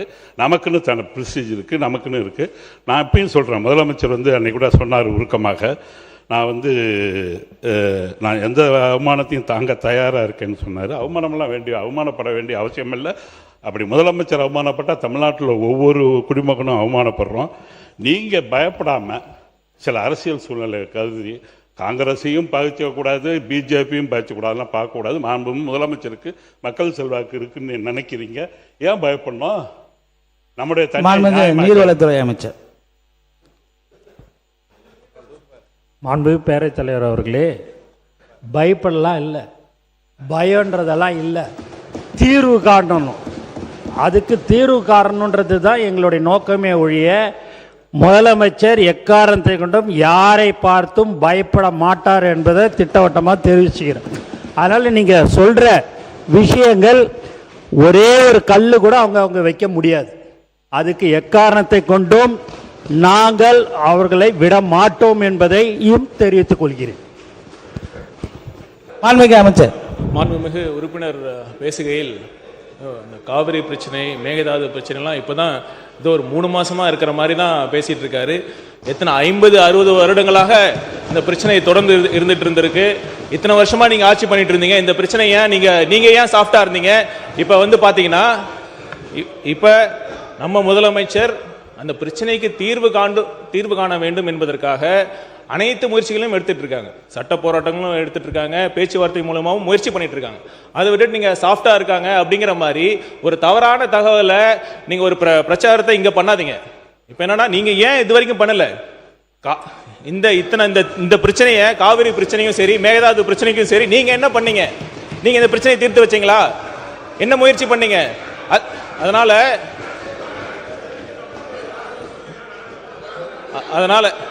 அதனால தயவு செய்து பேரவைத் தலைவர் அவர்களே, இதற்காக அனைத்து முயற்சிகளும் நம்ம மேற்கொண்டுட்டு தான் இருக்கிறோம். இப்ப சட்ட போராட்டங்களும் சரி, பேச்சுவார்த்தை மூலமா முயற்சி பண்ணிட்டு இருக்கோம். அதனால தேவையில்லாம இங்க யாருக்கும் எந்த பயமும் கிடையாது. உங்களுக்கே தெரியும், எந்தவித அழுத்தம் இருந்தாலும் இந்த தேர்தலில் வந்து எந்த அளவுக்கு அச்சம் என்ற வார்த்தையே எங்க தலைவரின் அகராதியில கிடையாது. சரிங்களா? நன்றி. மாண்புமிகு உறுப்பினர், மாண்புமிகு முன்னாள் முதல்வர் எடப்பாடி பழனிசாமி அண்ணன் அவர்கள். மாண்புமிகு பேரவைத் தலைவர்களே, மாண்புமிகு மக்கள் நல்வாழ்வுத்துறை அமைச்சர் சொன்னாங்க, நீங்கள் என்ன நடவடிக்கை எடுத்தீங்கன்னு. இது இன்றைக்கு நேற்றைக்கு வந்த பிரச்சனை. 1986 பொன்மனச்செம்மல் புரட்சித் தலைவர் எம்ஜிஆர் இருக்கிற காலத்திலே விவசாய சங்கங்கள் இந்த நீருக்காக வழக்கு தொடர்ந்தாங்க. அதில் இணைச்சு அன்றைக்கு தொடங்கி அனைத்து இந்திய அண்ணா திராவிட முன்னேற்ற கழக ஆட்சி இருக்கின்ற பொழுது இறுதி தீர்ப்பு பெற்றோம். ஆனால் அவ்வப்போது கர்நாடக அரசு மேகதாது அணை கட்டுவதற்கு முயற்சி எடுத்துட்டு இருக்கிறாங்க. அதன் அடிப்படையில் உச்சநீதிமன்றத்தில் போய் வழக்கு போட்டிருக்கிறாங்க. அதுதான் இப்போ பிரச்சனை. ஆக எல்லா அரசாங்கமே, அதிமுக அரசாங்கம் சரி, அதுக்கு பின் வந்து திமுக அரசாங்கமும் தொடர்ந்து இந்த காவிரி நதி நீருக்காக போராடிட்டு இருக்குது. தீர்ப்பையும் நாம் பெற்றுக்கிறோம். இதுதான் வரலாறு. பேரவை முன்னவர் அவர்கள். பேரவை மாண்புமிகு மக்கள் நல்வாழ்வுத்துறை அமைச்சர். பேரவை துணைத் தலைவர் அவர்களே, இப்போ மாண்புமிகு திமுக சட்டமன்ற உறுப்பினர் ரொம்ப உணர்வுபூர்வமாக விவசாயிகள் மீது அக்கறையை உணர்வுபூர்வமாக பேசினார். காவிரி விவகாரத்தில் திமுக எந்த அளவுக்கு துரோகங்கள் இழைத்தது என்று பேச ஆரம்பித்தால் நிறைய விஷயங்கள் பேசலாம்.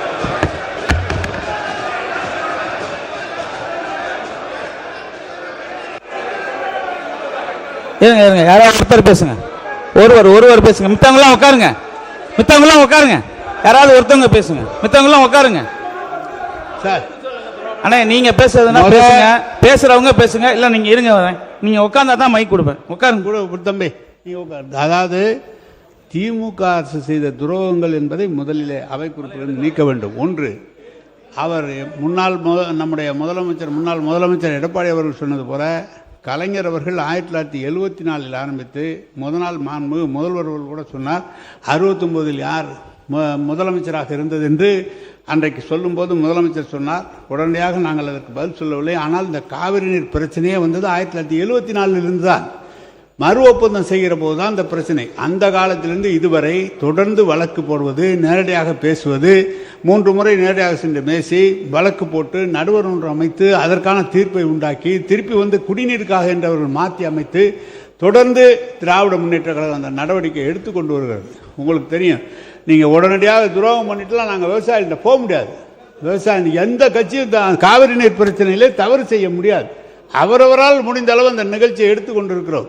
நம்முடைய ஆஃபீஸர், அவர் இன்றைக்கு அமைச்சராக வந்திருக்கார், ஐஆர் ஆஃபீஸர், அவர் அன்றைக்கு பேசும்போது சொன்னார், நான் கீழ் மின்சாரத்துறை அமைச்சர். இருங்க, நான் சொல்லிட்டுல அதுக்கப்புறம் சொல்லணும். ஏங்க தம்பி கொஞ்சம் இருங்க அமைச்சர். அவர் நாங்கள் சொல்லிடுறோங்க, நாங்களும் அங்கே இருந்தாங்க. ஆனால் பேசுறதை கேட்டுட்டு தாங்க பேசுவோம். ஏன் துடிக்கிறீங்க? எல்லாம் வயசு கம்மி, நல்லா துடிக்கிறீங்க நீங்கள். அதனால் யாரும் எந்த துரோகம் யாரும் இழைக்க முடியாது. ஒவ்வொரு முதலமைச்சரும் அதுக்காக நடவடிக்கை எடுத்திருக்கிறார்கள். எனவே அந்த துரோகம் என்ற வார்த்தையை எடுத்து விட வேண்டும் என்று கேட்டுக்கொள்கிறேன். கண்டிப்பாக அந்த வார்த்தை அவை குறிப்பில் இருந்து நீக்கப்படுகிறது. அமைச்சர் அவர்கள். மாண்புமிகு பேரவை துணைத் தலைவர் அவர்களே, அதாவது பொதுவாக சொன்னது என்னன்னா 71 காலத்திலேருந்து இந்த காவேரி கடந்து வந்த காலத்தை பார்த்துருக்கோம். 70களில் வழக்கு தொடுக்கப்பட்டது. அப்போது இருந்த ஐயா மூப்பனார் அவர்கள் மற்றும் விவசாய சங்கங்கள் எல்லாம் சேர்ந்து வழக்கு தொடுக்கப்பட்டது. அதுக்கப்புறம் அந்த வழக்கு ஏன் வாபஸ் பெறப்பட்டது, யார் சொல்லி வாபஸ் பெற்றார்கள், 74ல் எதற்காக அந்த அக்ரிமெண்ட்டை புதுப்பிக்கல, அப்புறம் அப்போ வந்த கச்சத்தீவு, இப்படி நிறைய பேசிட்டே வந்தோம்னா அதை சொல்லி தான் துரோகம் சொல்றாங்க. ஒரு சில வார்த்தைகளை கேட்டாலே இன்னைக்கு எதிர்க்கட்சியினர் உடனே அவை குறிப்பெல்லாம் நீக்க வேண்டிய அவசியம் இல்லை. ஏன்னா என்றால் இப்ப ஊழல்னு சொன்னா வர்றாங்க, நீங்க எல்லாம் ஊழல் செய்யலான்னு சொன்னா தான் மக்களே முன்வரிசைக்கு வர்றாங்க. நீங்க ஊழல் செய்யலான்னு சொன்னா தான் மக்களே எனக்கு முன்வரிசை வருவாங்க. அந்த மாதிரி இருக்கு. இன்னொரு தாழ்மையான வேண்டுகோள், நிறைய பேர் பொதுமக்கள் என்கிட்ட சொன்னதான், அதாவது எதிர்க்கட்சியினர் இந்த மாதிரி பெரிய அளவுல முன்வரிசைக்கு வரப்ப நீங்க பேசுறது மட்டும் தான் தெரியுது லைவ்ல, அவங்க பார்க்க வேண்டிய அவசியம் இருக்கு. அவங்களையும் சேர்த்து காட்டுங்கன்னு சொல்றாங்க. ஒருவேளை அந்த லைவ்ல ஸ்பிளிட் பண்ணி அவங்களையும் சேர்த்து காட்டலாம். ஏன்னா பொதுமக்கள் நிறைய பேர் அவங்க என்ன மாதிரி, ஏன்னா வெளியில பண்ற இதுகள் வேற, பட் உள்ளே அவர்கள் முன்வரிசைக்கு வர்றதையும் பொதுமக்கள் பார்க்கணும்னு ஆசைப்படுறாங்க. ஏன்னா சட்டசபையில் எவ்வளவு தூரம் அநாகரிகமா நடந்துக்கிறாங்களோ அதையும் பார்க்கணும்னு ஆசைப்படுறாங்க. அதற்கும் சேர்த்து நீங்க லைவ்ல அவங்களையும் சேர்த்து காட்டணும்னு ஆசைப்படுறோம். எல்லாவற்றையும் நீக்க வேண்டிய அவசியம். சட்டசபையில மாண்பை வாய்ப்பு தரோம், நடுவுல கத்துறது, நடுவுல பேசி முடிச்சுக்கிட்டோம், அவர் பேசி முடிச்சுக்கிட்டோம், முதல்வர் பேசுறப்ப குறுக்கிடுறது, இதெல்லாம் தேவையில்லாத விஷயங்கள். எது குறித்து பேசுவோம் அது பேசுவோம். எல்லாவற்றையும் நீக்க வேண்டிய அவசியம் இல்லை. அதை ஆய்வுக்கு எடுத்துக்கலாம். இதுல ஊழலோ துரோகமோ இதெல்லாம் வந்ததுதான், யாரும் இல்லாததெல்லாம் சொல்லல. இது காலகாலமா பேசிட்டு வந்த விவாதங்கள் தான். அதை உடனே நீக்க ஆய்வுக்கு எடுத்துக்கிட்டு நீக்கலாம். நன்றி. மாண்புமிகு அழகு முன்னவர் அவர்கள், உங்களுக்கு வாய்ப்பு தரேன், உட்காருங்க, வாய்ப்பு வரும், உட்காருங்க. மாண்பு பேரவை துணைத் தலைவர் அவர்களே,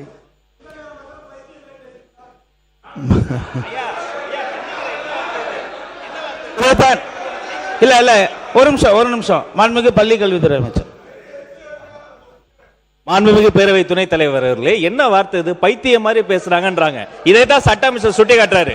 உரிமையில் பேசுவது, வாடா போடா என்ன பேசுவது, இந்த மரபுக்கு விரோதமான வார்த்தைகளை பேசுவது, இதையெல்லாம் அவர்கள் தவிர்க்க வேண்டும். இந்த சைடு கண்ட்ரோல் பண்றதுக்கு வெற்றி தலைவர்களுடைய ஒரே ஒரு கடைக்கன் பார்வை போதும். ஆனா எல்லாரும் கேட்டுக்கொள்ளுங்க, நேரலை கொடுத்துக்கிட்டு இருக்கோம். என்ன வார்த்தை அது?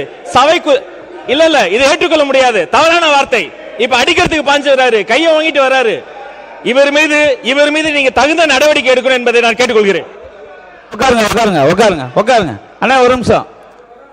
இந்த சம்பவத்தை பத்தி ஆய்வு பண்ணி பேரவை தலைவர் வந்ததுக்கு அப்புறம் தகுந்த பேரவை விதிகளுக்கு உட்பட்டு என்ன நடவடிக்கை எடுக்குமோ அதை எடுப்பார். நீங்க பேசுங்க. ஒரே ஒரு நிமிஷம். மாண்புமிகு அமைச்சர் நிர்மல்குமார் எதை பேசினாலும் சபையை கிளப்பி விட்டுறீங்க. அவர் நான் அமைச்சர், இன்றைக்கு மாண்புமிகு அமைச்சர் ஆனந்த் அவர்கள் இருக்கிறார்கள், அவர்கள் பேசுவதோ அல்லது அதிகாரியோ நம்முடைய இருங்க, நான் சொல்லிடுறேன். நான் சொன்னவர் ஒரு நிமிஷம் நான் சொன்னவர் உறுப்பினர் வரும்.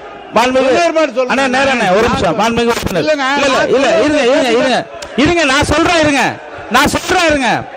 இங்க பாருங்க. இருங்க அண்ணா, ஒரு நிமிஷம். இல்ல அங்க மைக் கொடுக்காதீங்க, கட் பண்ணுங்க.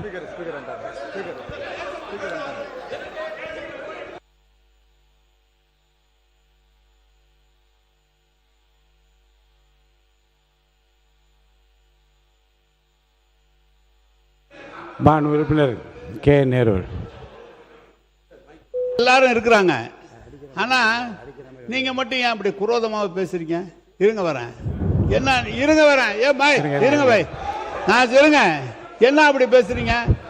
ஏன் அப்படி பேசுறீங்க? சட்டம் இருங்க. நீங்க நான் அப்புறம் ஏதாவது சொன்னா வருத்தப்படுவீங்க. இருங்க, ஒண்ணா சொல்றேன். இருப்ப காமிக்கிறீங்க. உறுப்பினர் கே நேரு அவர்கள், உறுப்பினர் இருங்க. உறுப்பினர் கே நேரு அவர்களுக்கு உட்காருங்க. ஒவ்வொருத்தரும் நான் வரேன். கொஞ்சம் இருங்க. மாண்புமிகு சட்டத்துறை அமைச்சர் இருங்க, நீங்க விளக்கமா பேசுங்க, பதில் சொல்லுங்க. மாண்புமிகு பேரவைத் தலைவர் கேட்டுதான் யாரும் எதுவும் குதர்க்கமாலாம் பேசுறதில்ல. அதாவது ஒரு சில வார்த்தைகள் முதல்வர் பேசும்போது குறுக்கிடுறதும், இல்ல பொதுச் செயலாளர் இல்ல நீர்வள பாசனத்துறை நம்ம அமைச்சர் பேசுறப்ப குறுக்கிடுறதும், அங்கிருந்து தேவையில்லாத கமெண்ட் பாஸ் பண்றோம். இது பொதுமக்களுடைய பொதுவான கோரிக்கை. என்னன்னா அவர்கள் வந்து அங்கேயும் பார்க்கணும்னு ஆசைப்படுறாங்க. இது பொதுவான கோரிக்கையாக தான் நாங்கள் சொன்னோம் தவிர யாருடைய இங்கே வந்து யாரையும் குதர்க்கமாலாம் பேசல. காவேரி விஷயத்தில் இதே சபையில் பல விவாதங்கள் நடந்திருக்கு. காவேரி விஷயத்தில் என்னென்ன கடந்து வந்த பாதை பல விவாதங்கள் நடந்திருக்கு. 2007 வந்தது ஏன் 2013 வரைக்கும் கெசட்ல வெளியிடாம இருந்துச்சு. இது மாதிரி பல விவாதங்கள் நடந்துருச்சு. அதனால உடனே எல்லாரும் வந்து அதை நீக்க வேண்டிய அவசியம் இல்லை, ஆய்வுக்கு எடுத்துக்கலாம். மாண்பு உறுப்பினர் கே நேரு அவர்கள். பேரவைத் தலைவர் அவர்களே, பேரவைத் தலைவர் நடுநிலையாக இருவரையுமே பேச சொல்லி அனுமதித்து வர கருத்துக்களை சொல்கிறார். ஒரு தவறான கருத்து என்றால் நீக்க சொல்கிறார். ஆனால் நேரடியான ஒளிபரப்பு இதில் நீக்கினாலும் நாங்கள் பத்திரிகையில் தான் வராமல் இருக்குமே தவிர நேரடியாக ஒளிபரப்பாயிருக்கு. எங்களுடைய முகத்தை காண்பிக்கவில்லை என்றெல்லாம் இந்த சட்டமன்றத்தில் எவ்வளவோ நிகழ்ச்சிகளை நாங்கள் பார்த்திருக்கிறோம், எவ்வளவோ காரசாரமான விவாதங்களை நடத்தியிருக்கிறோம். ஆனால் திறந்தாழ்ந்து என்றைக்கும் போனதில்லை. நீங்கள் மக்கள் பார்த்து கொள்ளட்டும். யார் இங்கேயும் காமிங்க அங்கேயும் காமிங்க, மக்கள் தீர்ப்பு சொன்னால் நாங்கள் ஏற்றுக்கிறோம். ஆனால் அமைச்சர் நீங்கள் வந்து தயவுசெய்து சொல்கிறேன், நீங்கள் வந்து ஏதோ அநாகரிகமானலாம் பேசாதீங்க. அதெல்லாம் பேசாதீங்க, அதெல்லாம் சரியாக இருக்காது. சொல்லுங்கள் அநாகரிகம். அது அவை முன்னவர் அவை முன்னவர் வரேன், நான் வரேன். முன்னவர் மாண்புமிகு பேரவை தலைவர் அவர்களே, அதுபோன்ற வார்த்தைகள் பேசவில்லை என்று அவர் சொல்லியிருக்கிறார். அதே போல் நிறைவாக இருங்க சொல்கிறேன், சொல்லியிருக்காருங்க, சொல்கிறாருப்பா. ஆகவே அவர் சொன்னது ஒன்றே ஒன்று தான், அந்த பகுதியிலும் காட்டுங்கள் மக்கள் பார்க்கட்டும்னு தான் சொன்னார், தவிர வேற ஒன்றும் இல்லை. தயவு கூர்ந்து ஆகவே மாண்புமிகு இல்லை உங்களை பார்க்குறேங்க, மாண்புமிகு நம்முடைய எதிர்க்கட்சி துணைத் தலைவர் அவர்கள் இங்கே பேசுகிற போது சொன்னார்கள் காவிரி நீர் பிரச்சனை பற்றி. காவிரி நீர் பிரச்சனையை பொறுத்தவரையிலும் அரசும் அங்கே இருக்கிற விவசாய சங்கத்தினுடைய தலைவர் அவரும் இருவரும் சேர்ந்துதான் வழக்கு முதலில் போட்டார்கள். ஆனால் தமிழக அரசு அன்றைக்கு உங்கள் ஆட்சியில் இருக்கின்ற போது அதை வாபஸ் பெற்றீர்கள். பிறகு புரட்சி தலைவர் சொல்லிருங்க இல்லைங்க, புரட்சி தலைவி வழக்கு புரட்சி தலைவி அம்மா பொறுப்பேற்றதற்கு பிறகு 89 அம்மா புரட்சி தலைவி தான் சொன்னேன், இல்லைங்க சொல்லிடுறேன். அம்மா அவர்கள் பொறுப்பிலே வந்ததற்கு பிறகு அந்த வழக்கை தொடரலாம் என்று அரசின் சார்பாக அல்ல, கட்சியின் சார்பாகவே அந்த வழக்கை தொடர்ந்து அதற்கு பிறகு அரசின் சார்பாக அது சேர்க்கப்பட்டிருக்கிறது. ஆகவே அம்மாவை பொறுத்தவரையில் அன்றைக்கு எடுக்கப்பட்டிருக்கிற நடவடிக்கை பேச்சுவார்த்தையின் மூலமாக என்றைக்கும் நிறைவேறாது. ஆனால் வழக்கு மன்றத்தின் மூலமாக அது வெற்றி காண்பேன் என்று சூழலை ஏற்று வெற்றி கண்டவர் நம்முடைய புரட்சித் தலைவர் அம்மா என்பதை நான் இந்த நேரத்தில் தெரிவித்துக் கொள்கிறேன். மாண்புமிகு உறுப்பினர் கே நேரு அவர்கள். இந்த சட்டமன்றத்தில் மாண்பு பேரவைத் தலைவர் அவர்களே, இந்த சட்டமன்றத்தில் ஏன் வழக்கு வாபஸ் பெறப்பட்டது என்பதெல்லாம் பல விளக்கமாக முதலமைச்சர்களே பேசியிருக்கிறார்கள். பிரதமர் ஒரு கூப்பிட்டு இது நான் சமாதானப்படுத்துகிறேன், நீங்கள் இது மாதிரி செய்யுங்கள் என்று சொல்கிற போது பிரதமர் பேச்சை கேட்க வேண்டிய நிலை. அதற்கப்புறம் தான் நீதிமன்றத்துக்கு போனோம். இதெல்லாம் விளக்கம் சொல்லப்பட்டிருக்கிறது.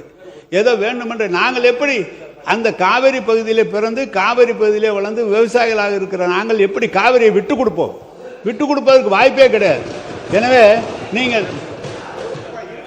எனவே வாபஸ் பெறப்பட்டது இது என்று சொல்வது என்பது மாண்பு பிரதமர் சொல்கிறார். பிரதமர் ஒரு வார்த்தை சொல்கிற போது மாண்பு முதலமைச்சர் எப்படியாவது சுமூகமான ஒரு நிலை ஏற்பட வேண்டும் என்ற எண்ணத்தில் தான் அது செய்யப்பட்டது தவிர அதற்காக நாங்கள் வேண்டுமென்றே செய்யப்பட்டதெல்லாம் என்று இல்லை. மாண்புமிகு அவை முன்னவர். பேரவைத் தலைவர் அவர்களே, பிரதமர் எங்களை அழைத்து பேசினார்கள், ஆகவே நாம் வாபஸ் பெற்றோம் என்று சொன்னார்கள், அதற்கு நன்றி. மாண்புமிகு சட்டத்துறை அமைச்சர் முடிங்க. மாண்புமிகு பேரவைத் தலைவர்களே, இவ்வளவு காலமாக வைக்கப்பட்ட குற்றச்சாட்டு என்னன்னா, ஒருதலை பட்சமாக பிரதமர் சொல்லி ஒரு முடிவை எடுத்திருக்கிறார். அன்று இருக்கிற ஒன்றிய அரசுக்கு சாதகமாக எடுத்தார்னு சொல்றதான் குற்றச்சாட்டு. அதான் குற்றச்சாட்டு. அதனால தான் அந்த காலகட்டம் அந்த வழக்கு 2007 வரை நமக்கு கொண்டு வந்து வர்றதுக்கு இத்தனை 40 வருட டிலேயே இந்த அன்னைக்கு வாக்கு பாஸ் வாங்கினால தான். அதுக்கப்புறம் 83 புரட்சி தலைவர் கொண்டு வந்து அந்த வழக்கை திரும்பவும் பதிவு செய்தார். அதுக்கப்புறம் அம்மா முடிச்சு வச்சாங்க. 2013 வரை எவ்வளவு போராடி அதை கெசட்டை வெளியிட வச்சாங்க. 2018 வந்த தீர்ப்பு எப்படி வந்துச்சு எல்லாமே தெரியும். இது ஒரு விஷயத்தை ஒத்துக்கொண்டதற்கு மிக்க நன்றி. மாண்பு உறுப்பினர் உங்களோட மட்டும் உறுப்பினர் நீங்க பேச விளக்கத்தோடு முடித்துவிட்டு நான் முடிவு சொல்றேன். நீங்க பாருங்க. சபையிலே இதை பற்றி அதிகமான தரவை சொல்லப்பட்டிருக்கிறது. அவருக்கு இது தெரியுமா தெரியும், ஆனால் எல்லாம் தெரிந்திருக்க வேண்டும். இப்போ கொஞ்சம் கற்றவர் அவர் தெரிஞ்சிருக்க வேண்டும். ஏற்கனவே இது சொல்லப்பட்டு அதுக்கப்புறம் தான் நடுவர் மன்ற தீர்ப்பை வலியுறுத்தி நடுவர் மன்றத்தில் 220 டிஎம்சி என்று சொல்லி அதற்கு பிறகு ஒரு வழக்கு தொடர்ந்து 14 டிஎம்சி குடிநீருக்காக குறைக்கப்பட்ட காலம் தொடர்ந்து சட்ட போராட்டம் நடத்தி தான் வந்திருக்கமே தவிர எந்த இடத்துலையும் விட்டு கொடுத்ததில்லை. எனவே நீ நன்றி சொல்றது உங்களுக்கு நன்றி, இதை கொண்டு வந்ததுக்காக. மாண்புமிகு பேரவை உறுப்பினர்கள் சொல்லுங்க. மாண்புமிகு பேரவைத் தலைவர் அவர்களே, அவை முன்னவர் அவர்கள், சட்டத்துறை அமைச்சர் அவர்கள், மக்கள் நல்வாழ்வுத்துறை அமைச்சர் அவர்கள் எல்லோருமே இங்கே கருத்துக்களை சொன்னார்கள். மூத்த உறுப்பினர் அண்ணன் நேரு அவர்களும் இங்கே பேசினார்கள். ஒரு கடைசியார் என்ன ஒரு உண்மை தெரியுமா, 177.25 டிஎம்சி தண்ணீர் தமிழகத்திற்கு உரிமை என்கிற சட்டம் கிடைக்கப்பெற்றதற்கு பின்னால் அதற்கு பிறகு அந்த ஆணையம் அமைப்பதற்கு மத்திய அரசு முன்வரவில்லை, காலதாமதம் செய்தது. அப்போது நீதிமன்ற அவமதிப்பு வழக்கு போட்டு அன்றைய முதல்வராக இருந்த எங்களுடைய புரட்சி தமிழர் எடப்பாடியார் அவர்கள் கண்டெம்ட் ஆஃப் கோர்ட் போட்டார், சுப்ரீம் கோர்ட்ல போட்டு அதற்கு பிறகு நீதிமன்ற ஆணையை பெற்று ஆணையத்தை அமைத்து கொடுத்து, ஆமா ஆணையம் இன்றும் நிலுவையில் இருக்கிறது. அந்த ஆணையத்தை அமைத்து கொடுத்த பெருமை அண்ணன் எடப்பாடியார் அவர்களை சார். மாண்பு சிறுபான்மைத்துறை அமைச்சர். மாண்புமிகு பேரவைத் தலைவர் அவர்களே, இந்த காவிரி பிரச்சனை சொன்னாலே சட்டசபையிலும் சரி வெளியிலும் சரி எதிர்கட்சி ஆளுங்கட்சிக்குள்ள பல வகையில் வாக்குவாதங்கள் போய்கிட்டு இருக்கு. இந்த காவிரி பிரச்சனை இப்போ சொல்கிற மாதிரி 50 வருஷம்லாம் இல்லை, 12ஆம் நூற்றாண்டிலே 2ஆம் ராஜராஜன் காலத்திலையும் 1ஆம் நரசிம்மன் காலத்தில் ஆரம்பித்த தகராறு.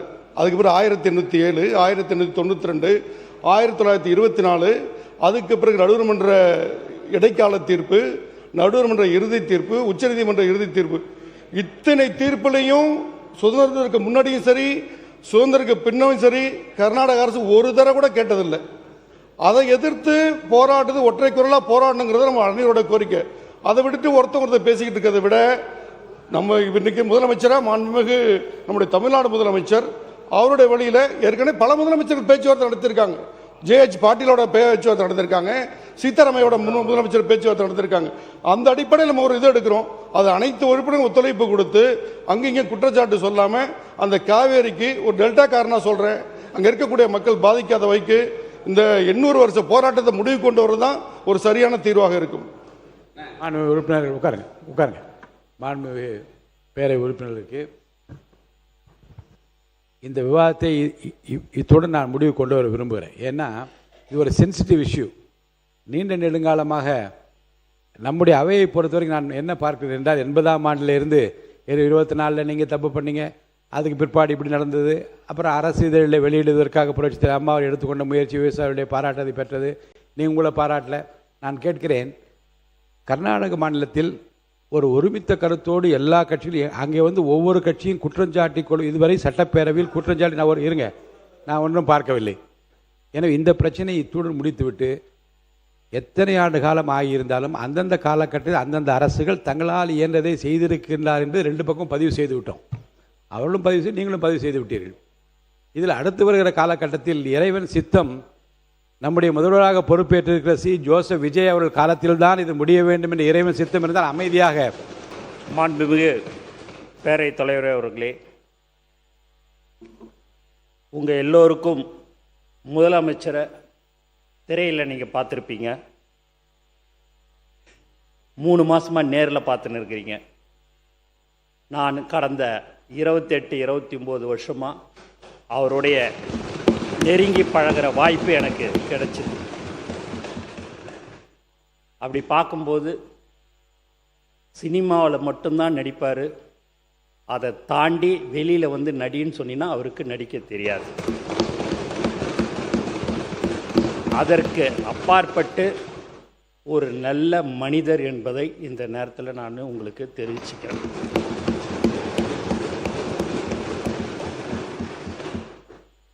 ஏன்னா அவர் ஒரு கல்ட்டுன்னுவாங்க, ஒரு பெரிய ஸ்டார். அந்த ஸ்டாராக இருக்கிறோமே அந்த மாதிரியான ஒரு எண்ணங்கள் எப்போதுமே அவருக்கு இன்னைய வரைக்கும் ஒரு முதலமைச்சர் ஆன பிறகு கூட சரி அந்த ஒரு நினைப்பே அவருக்கு இல்லை.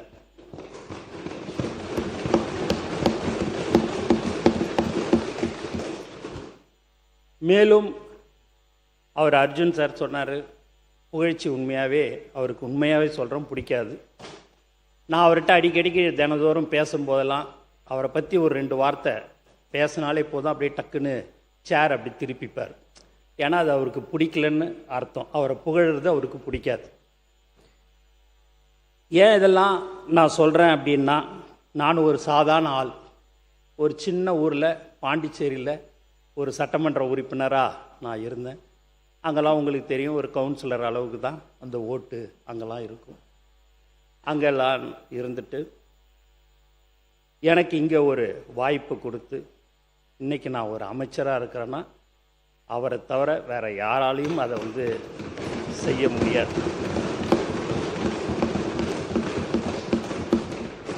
இங்கே நீங்கள் பார்த்தீங்கன்னா எனக்கு பின்னாடி எல்லாம் சட்டமன்ற உறுப்பினர்கள்லாம் இருக்கிறாங்க. துணை சபாநாயகர் பார்த்தீங்கன்னா நில்லுன்னு சொல்லும்போது, எலெக்ஷனில் நில்லுன்னு சொல்லும்போது, ஆனால் என்கிட்ட வெறும் 75,000 ரூபா தான் இருக்குதுன்னாரு. அது போதும் தலைவர் சொன்னார், நீ நில்லு, நான் மற்றதை பார்த்துக்கிறேன், நீ போய் நில்லுன்னாரு. நின்று இன்னைக்கு துணை சபாநாயகராக அவர் வந்துட்டார். நைட்டு 1:30 மணிக்கு முசிறி தொகுதியில் ஃபோன் அடித்தேன் விக்னேஷுக்கு. நைட்டு 1:30 மணிக்கு காலையில் வான்னு சொன்னேன். தலைவர் அவரை அறிவித்தார். அவரும் இன்றைக்கி ஒரு சட்டமன்ற உறுப்பினர். திண்டுக்கல் மாவட்டத்தில் யார் யாரோ சீட்டு கேட்டாங்க. அங்கே ஒன்றிய நகரத்தில் ரொம்ப நாள் இருக்கிறாங்கல்ல, அவங்களுக்கு சீட்டு கொடுக்காம ஏன் அவங்களுக்கு கொடுக்கணும்னு நினைக்கிறேன் அப்படின்னாரு. இல்லை, யாருமே பண வசதி இல்லைன்றாங்கன்ட்டு. டெபாசிட்டுக்கு மட்டும் பணம் இருந்தால் போதும், நீ அங்கே இருக்கிற ஆளுக்கு நீ ஒன்றியத்துக்கே விடுன்னு சொன்னார். அவர் சென்ட்ரிங் வேலையெல்லாம் ஒரு நாளைக்கு அவருடைய கூலியே 1000 ரூபா 1500 ரூபா தான் கிடைக்கும். அவர் அண்ணா எனக்கு என்னண்ணே, எனக்கு வேணாண்ணே அப்படின்னாரு. இல்லை, தலைவர் சொல்கிறாரு உனக்கு கொடுக்க சொல்லி கொடுத்தாச்சுன்னாரு. அவரும் இன்றைக்கி ஒரு சட்டமன்ற உறுப்பினராக வந்துங்க.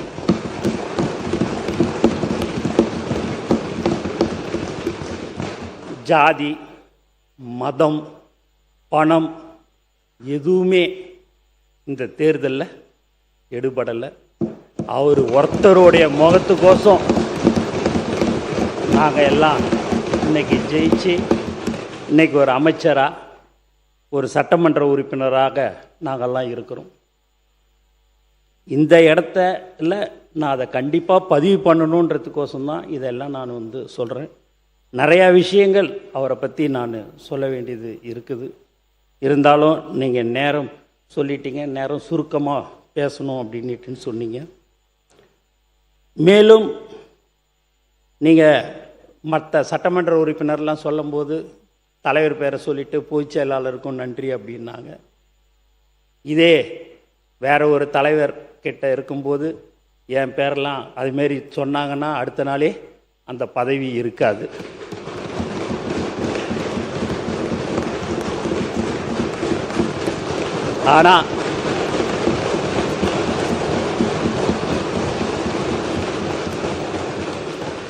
ஆனால் எனக்கு சொல்லும் போதே அந்த பேரை சொல்லும்போது, என் பேரை சொல்லும் போதே நான் அப்படி ஒரு பயப்படுவேன். நான் என்னைக்கு 28 29 வருஷத்துக்கு முன்னாடி எங்கள் தலைவரை நான் பார்த்தனோ அந்த பதட்டம் இன்னைக்கும் இப்பயும் எனக்கு இருந்துக்கினே இருக்கும்.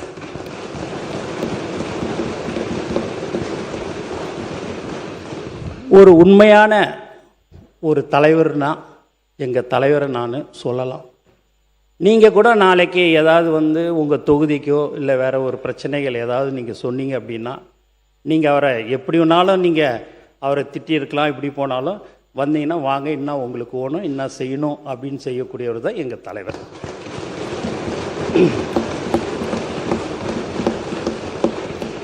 ஒரு நேரத்தில் ஏன்டா இவர் அரசியலுக்கு வந்தாருன்னு நான் நினைப்பேன். ஏன் அப்படின்னு பார்த்தீங்கன்னா, இந்த யூடியூப்பில் கடந்த 2 வருஷம் 2.5 வருஷமாக அவரை திட்டாத திட்டில்லை. 1 சீட்டு வாங்குவாரா, 2 சீட்டு வாங்குவாரா, 5%, 3%, 7% இப்படியா எல்லாரும் இலக்காரமாக எல்லாருமே பேசினாங்க. அதுலேயும் இந்த யூடியூப்பில் டிவியில் வாடகை வாயிலாம் இருக்குது. அந்த வாய் என்னன்னா பேசணுமோ அவ்வளவும் பேசும். நான் கடந்த 28 வருஷமாக 29 வருஷமாக யாராவது ஏதாவது சொன்னாங்கன்னா, படத்தை பற்றி சொன்னாங்களும் கூட ஏதாவது சொன்னேன்னா அதெல்லாம் விட்டுட்டு போனேன். 10 பேர் சொல்கிறாங்க, அதில் 11 நினச்சிங்க, அதெல்லாம் விட்டுப்போங்க, அதெல்லாம் ஏன் கண்டுக்கிறீங்க அப்படின்வார். நம்ம ஆளுங்க எல்லாம் புதுசாக அரசியலில் வந்தவங்க எல்லாம் எங்கள் கூட புதுசாக வந்தவங்களாம் விடக்கூடாது அப்படி இப்படின்வாங்க. அதெல்லாம் விடுங்க, அவங்க பட்டன் பேசணும்னு பேசுகிறாங்க, அவங்க பட்டன் பேசட்டுமே, நமக்கு எதுக்கு இப்போது அவங்க விட்டு நம்ம வேலையை பார்ப்போம்னு சொல்லக்கூடியவர் தான் எங்கள் தலைவர் தளபதி என்பதையும் தெரிவிச்சுக்கிறேன். அப்போ நான் அதை நினைப்பேன், இப்படியெல்லாம் அவரை சொல்கிறாங்க, மக்களுக்கோசமும் எங்களுக்கோசமும் அதையெல்லாம் பொறுத்து கொண்டு பரவாயில்ல யார் எப்படி பேசினாலும்ட்டுன்னு நானும் சார் இதுமாரி பெரிய பெரிய கட்சியெல்லாம் கூட்டணி வச்சுருக்கிறாங்க, நம்மளும் கூட்டணியில் தனியாக நிற்கிறோம் அப்படின்ட்டு தைரியமாக தில்லா தனியாக சிங்கிளாக நிற்போம், கண்டிப்பாக நம்ம ஜெயிப்போம், அதில் எந்த வித மாற்று கருத்தும் இல்லை. நீ எதுக்கு, நீ உனக்கே பயமாக இருக்குதா அப்படின்னு என்னை கேட்டேன். பயப்படல சார், நான் பயப்படல, இருந்தாலும் ஒரு பயம் எனக்குள்ளார ஒன்று இருக்குது. நீங்கள் எப்படியாவது இந்த முதலமைச்சராக நீங்கள் ஆகணும். உச்சத்தில் இருக்கும்போதே நான் என்னுடைய மக்கள், தமிழ்நாட்டு மக்கள் என்னை உச்சத்தில் வச்சாங்க. அப்படி வச்சிருக்கும்போது அந்த உச்சத்தில் இருக்கும்போதே நான் விட்டுட்டு அரசியலுக்கு வரணும்னு தான், மக்களுக்கு சேவை செய்யணுன்றது எண்ணம் தான் எனக்கு இருக்குதே ஒழிய, நான் ரிட்டையர்ட் ஆன பிறகு நான் அரசியலுக்கு வர்றதுக்கெலாம் எனக்கு விருப்பம் இல்லை.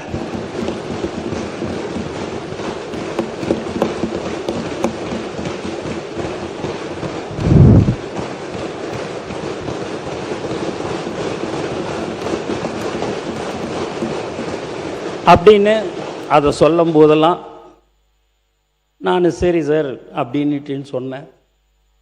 எங்கள் ஆளுங்க மாவட்ட செயலாளருக்கெல்லாம் சீட்டு கொடுக்கும்போது போய் வா இந்த மாதிரி சீட்டுக்கு இல்லை நீ நில்லுன்னும் போது இல்லை எனக்கு வேணாண்ணே, நான் இட்டுன்னு வர ஒரு ஆளை நீங்கள் சீட்டு கொடுத்துருங்கண்ணே தொகுதியில், எங்களுக்கு வேணான்னு, நான் பார்த்துக்கிறேன்பா, டெபாசிட்டு மட்டும் நீ பணத்தை கட்டிட்டா போதும், நீ பாட்டுன்னு போய் விசில் சின்னத்துக்கு போய் நீ வெறும் ஓட்டை மட்டும் கேளு, அது ஆட்டோமேட்டிக்காக இல்லைண்ணே ஏதாவது ஆயிடுச்சுன்னா தலைவருக்கு அது தப்பாயிடும்ண்ணே, நான் வேறு யாரையாவது சொல்கிறேன்னு சொல்லி நிறையா பேர் இட்டுன்னு வந்து இப்போ 75-80% ரசிகர் மன்றமாக, மக்கள் இயக்கமாக, நற்பணி இயக்கமாக இருக்கிறதுல இருந்தவங்க தான் இன்றைக்கி இருக்கிறாங்க.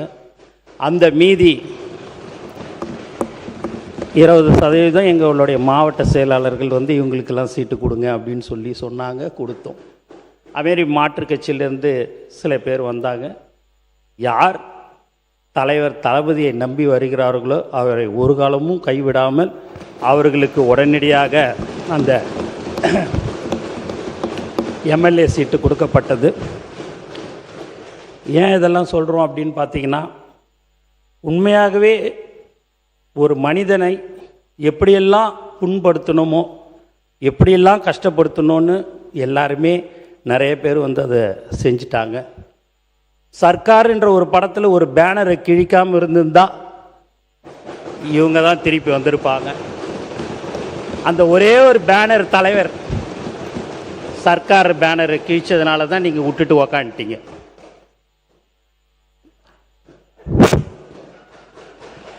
அதை நீங்கள் கிழிக்காமல் இருந்திருந்தீங்கன்னு வச்சிங்களேன், நீங்கள் தானே இருந்திருப்பீங்க அடுத்தாப்புல. நீங்கள் அந்த ஒரு பேனரை கிழிச்சதுனால தான் நீங்கள் இல்லை.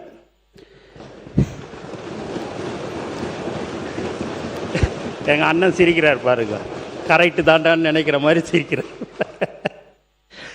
ஏன் இப்படிலாம் சொல்கிறோம் அப்படின்னா, எங்களுக்கு தெரிஞ்சதெல்லாம் எங்கள் தலைவர் தளபதி, எங்களுடைய உயிர் மூச்சு நாடி அனைத்தும் தலைவர் தான். எங்களுக்கு வேறு எதுவும் தெரியாது.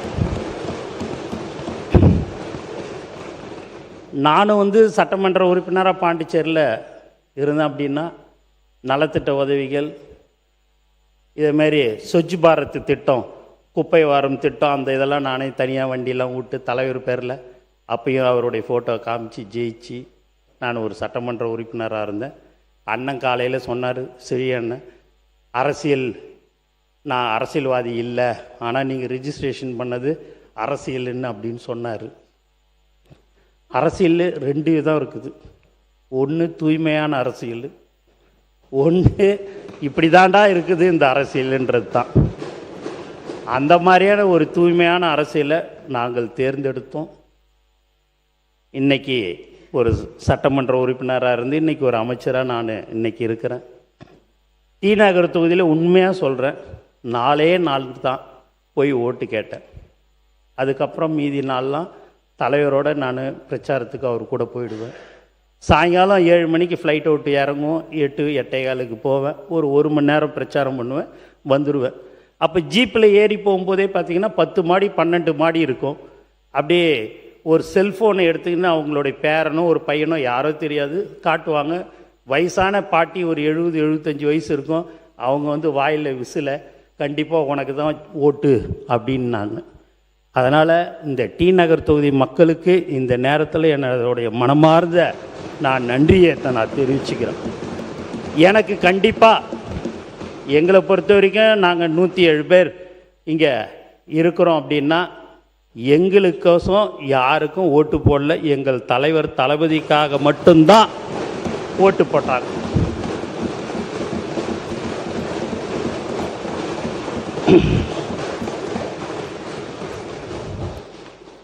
அப்படி இருக்கும்போது இந்த 3 மாதத்துலேயே பார்த்தீங்கன்னா இந்த புக்கு சில ஒரு டிவியை நீங்கள் வச்சுன்னு இருக்கிறீங்க.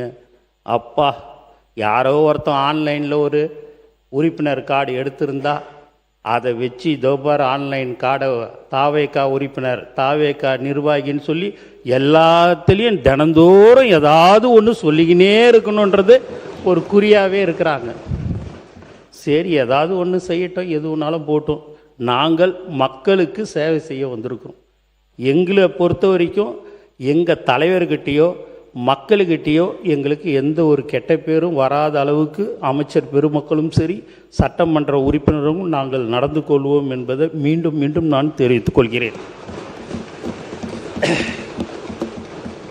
அதுமாரி எங்கள் மாவட்ட செயலாளர்லாம் பார்த்திங்கன்னா ஒன்றியம், நகரம், கிளை அணித்தலைவர்கள்லாம் நாளைக்கு பட்னி தினம், உலக பட்னி தினம், சாப்பாடு போடுன்னு சொன்னால் சரி, காசு இருக்குதோ இல்லையோ தலைவர் தளபதி அறிவுறுத்தலின்படி அப்படின்னு தான் நான் ஒரு மெசேஜ் போடுவேன். அடுத்த நாளே பார்த்தீங்கன்னா 1000 பேர், 750 பேர். இல்லை அண்ணா, நீங்கள் உங்கள் தலைவரை பற்றிலாம் நீங்கள் அடிக்கடிக்கு பேசுகிறீங்க. நாங்கள் முதல்ல பேசுகிறோம். எங்களுக்கு ஒரு வாய்ப்புண்ணே. எங்கள் தலைவர் இல்லை, அதே எங்கள் தலைவர் இங்கே பக்கத்தில் இருந்தாருன்னா நான் கண்டிப்பாக பேசவே மாட்டேனே. ஒரே ஒரு வார்த்தையை நான் பேசிட்டு நான் அடுத்த உரைக்கு நான் போயிடுவேன். உண்மையாக தான் சொல்கிறேன். இல்லை, மாண்புமிகு மாண்புமிகு அமைச்சர் சொல்கிற உருக்கமான அந்த வரலாற்று செய்திகள்லாம் பலர் கேட்டறியா, நாம் அவையில் இருக்கிற உறுப்பினரே கேட்டறியாத அந்த செய்திகள் நாட்டு மக்கள் தெரிந்து கொள்ள வேண்டிய செய்தி. சொல்ல விடுங்க. நான் உங்களை எதுவுமே சொல்ல, எங்கள் தலைவரை பற்றி எங்கள் கட்சியை பற்றி நான் பேசுகிறேன். யார் சொல்ல முடியும்? சொல்லுங்க. உங்களுக்கு போர் அடிக்காது? இல்லை, நீங்க சொல்லுங்க. இல்லை, உண்மை கதையை தான் நீங்க சொல்லுங்க. நீங்க சொல்லுங்க. நமக்கு தேர்தலில் மட்டும்தான் அந்த 15 நாள் தான் நீங்களா நானான்னு பார்க்கணும். மற்ற அந்த 5 வருஷத்தில் எங்களோட இணைந்து மக்களுக்கு என்னென்ன தேவைகளோ அதையெல்லாம் சொன்னீர்கள் என்று சொன்னால் மாண்பு முதலமைச்சரும் சரி எங்களுடைய அமைச்சர் பெருமக்களும் உங்களுக்கு ஒத்துழைப்பு கொடுப்போம் என்பதை தெரிவிச்சுக்கிறேன். ஏன்னா அந்த 15 நாள் சண்டைன்றதுனால சொல்கிறேன், அந்த 15 நாள் ஆனாலும் சரி நாங்கள் தான் திருப்பி வருவோன்றதையும் சொல்லிடுறேன்.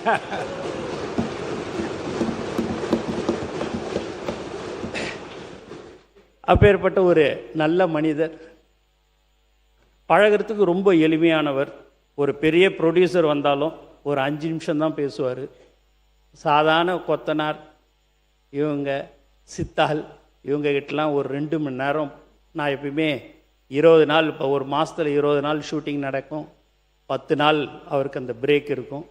அந்த 10 நாளில் பார்த்தீங்க அப்படின்னா யார் யாரை பார்க்கணும், நிர்வாகிகளை பார்க்கணும் அப்படின்றத சொல்லுவார். நான் இவங்களை எல்லாருமே அடுத்த நாளே ஒரு 15 பேர் 20 பேரை அவருடைய அலுவலகத்துக்கு இட்டுன்னு போவேன். அவங்க 15-20 பேர் உட்காந்து பேசுவாங்க.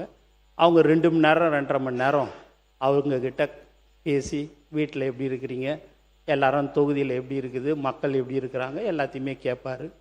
எக்காரணத்து கொண்டும் கடன் வாங்கி செலவு செய்வானா, முதல்ல குடும்பத்தை பாரு, அதுக்கடுத்து தொழிலை பாரு, அதுக்கு கிடைக்கிற வருமானத்தில் ஏதோ 1% 2% இருந்தால் முடிஞ்சால் நீ செலவு பண்ணு, இல்லைன்னா செய்யாத அப்படின்னுடுவார். எங்கள் ஆளுங்க கடந்த 28 29 வருஷமாக 30 வருஷமாக எல்லாமே அன்னையிலேருந்து இன்னை வரைக்கும் தளபதி விலையில்லா விருந்தகம், தளபதி விலையில்லா ரொட்டி முட்டை பால் திட்டம், தளபதி நூலகம், தளபதி பயிலகம், தளபதி வீடு கட்டும் திட்டம், இப்படின்னு நாங்கள் பல்வேறு திட்டங்களை நாங்கள் எல்லாமே தலைவர் பேரில் செஞ்சுருக்கிறோம். அதில் டக்குன்னு கூப்பிடாரு, அவங்க ரொம்ப செலவு பண்ணியிருக்கிறாங்க, நீ போய் முதல்ல அந்த பணம் எவ்வளோ செலவு பண்ணாங்களோ அதை போய் கொடு, நான் கொடுக்குறேன்னு சொல்லி கொடுப்பாரு. எங்கள் ஆளுங்கக்கிட்ட 1000 ரூபா இருக்காது. இந்த அடான்னு 5 லட்ச ரூபா கொடுத்தாலும் வேணவே வேணாம், நான் தலைவர்கிட்டேருந்து வாங்கவே மாட்டேன், என்னுடைய சொந்த பணத்தில் தான் நாங்கள் எல்லோரும் சேர்ந்து பண்ணுவோம் அப்படின்னுவாங்க. அப்பேற்பட்டவர்கள் தான் எங்களுடைய மாவட்ட செயலாளர்கள், அணி தலைவர்கள், ஒன்றியம், நகரம். எங்ககிட்டலாம் பெரிய சொத்து இல்லை. நான் ஏதோ நடுத்தரமான இது ஏதோ இருக்குது, இங்கே இருக்கிறவங்ககிட்டலாம் கொஞ்சம் இருக்குது. எங்களுடைய சொத்தே எங்களுடைய தமிழக வெற்றி கழகத்தோடைய தோழர்கள் தான். பல கோடி பக்கத்தில் இருக்கிறவரா, அவர்கிட்ட நிறையா சொத்து இருக்குது, ஒன்றா எடுத்துங்க வேணான்னு சொல்லலை. பல கோடி எங்களுக்கு சொத்தே அவங்க தான். தலைவருக்கு இன்றைக்கும் சொல்கிறது, எக்காரணத்தை கொண்டும் யார் வந்தாலும் சரி, எப்பேற்பட்டவர்கள் வந்தாலும் சரி, நம்மளுடைய பழைய ஆட்களை ஒரு ஆட்களை கூட நீ விட்டுவிடக்கூடாது, அவர்களுக்கு என்ன தேவைகளோ அதை நீ செய்து தர வேண்டும் சொல்லக்கூடிய தலைவர் தான் எங்கள் தளபதி. இப்படிலாம் ஒரு தலைவர் உண்மையாகவே என்ன நீங்களா அவர்கிட்ட பழகுனீங்கன்னா தெரியும். ரொம்ப எளிமையானவர். எது ஒரு சின்ன விஷயமா இருந்தால் கூட சரி, உடனுக்குடன் ஏதாவது ஒன்று சொன்னால் செஞ்சு கொடுக்குறவர். இப்போ நீங்கள் கூட பார்த்தீங்க அப்படின்னா, இந்த அண்ணா திமுக எம்எல்ஏ சட்டமன்ற உறுப்பினருடைய தொகுதி தான்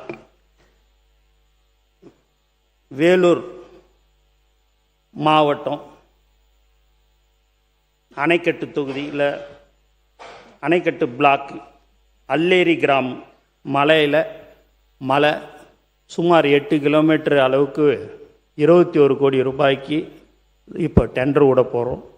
என்னான்னு பார்த்தீங்கன்னா, ஒரு 20-25 நாளுக்கு முன்பு அங்கே ஒரு கர்ப்பிணி பெண்ணை ஒரு கட்டிலில் தூக்கிக்கின்னு வந்தாங்க. அதை பார்த்துட்ட உடனேயே, ஏன் அதை இன்னும் நீ பார்க்கலையா அப்படின்னு கேட்டார். எனக்கு தெரியாது சார், நீங்கள் அனுப்பிச்சி தான் அந்த வீடியோவை நான் பார்த்தேன் அப்படின்னு.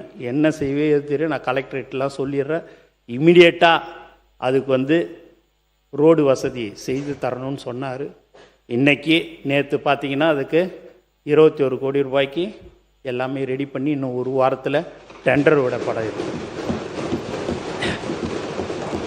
அரசியலில் எப்பயுமே பார்த்தீங்கன்னா அந்த தொகுதிக்கு 21 கோடி ரூபாய் கொடுத்து, அங்கே இருக்கிறது 320 பேர் தான், ஆனால் 21 கோடி கொடுத்து நீங்கள் போயிட்டு ரோடு போட்டோன்னா அந்த 320 ஓட்டம் அந்த கட்சியை சேர்ந்த எம்எல்ஏக்கு தான் போகுன்றது எல்லாருக்குமே தெரியும்.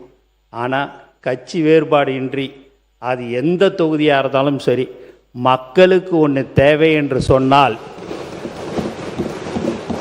அதை உடனடியாக அமைச்சர் பெருமக்கள் செய்து தர வேண்டும். அவர்கள் இந்த கட்சி அந்த கட்சி என்ற வேலையெல்லாம் இங்கே இருக்கக்கூடாது, அதை நீங்கள் உடனடியாக செய்யணும்னு சொல்லக்கூடிய ஒரு அற்புதமான மனிதர் தான் எங்கள் தலைவர் தளபதின்றதை நான் இந்த நேரத்தில் தெரிவிச்சுக்கிறேன். மேலும் நீங்கள் பார்த்தீங்க அப்படின்னா, பாண்டிச்சேரியில் ஒரு 3-4 தடவை பிரம்மாண்டமான ஒரு பொதுக்கூட்டம்லாம் நடத்தினேன். அதில் நான் சட்டமன்ற உறுப்பினராக இருந்தேன், மத்திய அமைச்சர் முதலமைச்சர்லாம் கலந்துக்கினாங்க. அப்போ நான் சொன்னேன், அந்த 1,00,000 பேர் இருக்கும்போது சொன்னேன், ஒரு 15 வருஷத்துக்கு முன்னாடியே, 16 வருஷம் இருக்கும், 5 வருடத்துக்கு ஒரு முறை சட்டமன்ற உறுப்பினர் என்ற பதவி வந்து போகும், தளபதி ரசிகர் என்ற பதவி தான் எனக்கு கடைசி காலம் வரைக்கும் இருக்கும் என்று சொன்னேன். அந்த பதவிதான் இன்று என்னை இங்கே அமைச்சராக ஆக்கியிருக்கிறார்கள் என்பதை இந்த நேரத்தில் நான் சந்தோஷத்துடன் தெரிவித்துக் கொள்கிறேன். எத்தனை ஜென்மம் எடுத்தாலும் நாங்கள் அவருடன் இருக்க வேண்டும் என்பதுதான் எங்களுடைய எல்லோருடைய மனசில் இருக்கிறது.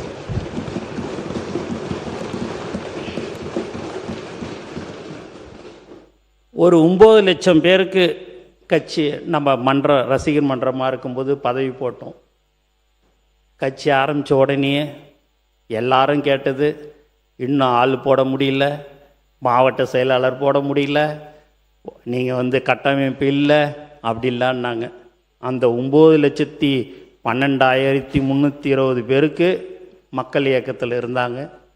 அவங்களுக்கு 3,16,217 பேருக்கு நாங்கள் அந்த போஸ்டிங் போடணும். அப்போ குறைஞ்சது ஒரு 6 லட்சம் பேருக்கு பதவி எங்களால் கொடுக்க முடியாது. அதையெல்லாம் சரி பண்ணி அந்த கட்டமைப்பை உருவாக்கி இன்னைக்கு தமிழக வெற்றி கழகம் வெற்றி பெற்றிருக்கிறது என்பதை தெரிவிச்சுக்கிறேன். அதில் எப்படியாவது சில பேர் குளிர் காயணும், எப்படியாவது கட்சி 2 ஆகும் 3 ஆகும் 4 ஆகும் அப்படிலாம் நினச்சாங்க. அதுக்கெல்லாம் வாய்ப்பே இல்லை. இப்போ கூட சரி, எங்கள் ஆளுங்ககிட்டேருந்து நீங்கள் ஒரே ஒரு ஆளை கூட நீங்கள் இப்படி இன்னாட்ட இப்படி வான்னு சொன்னால் வரவே மாட்டாங்க.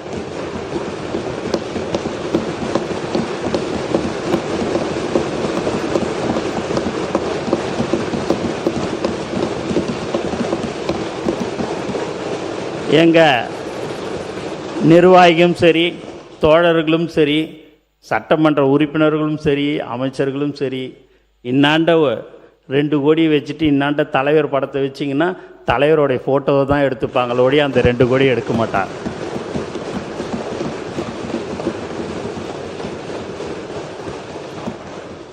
ஏன்னா அவ்வளோ மரியாதை கொடுப்பார்.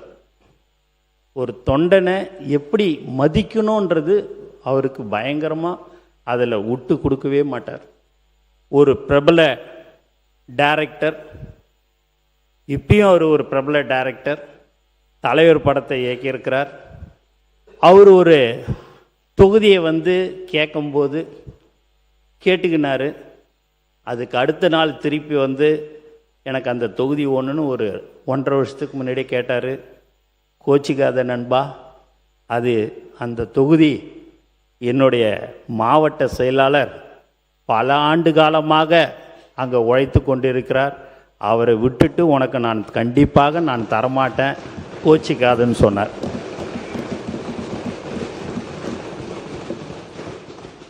ஏன் அண்ணனே இங்கே இருக்கிறார்.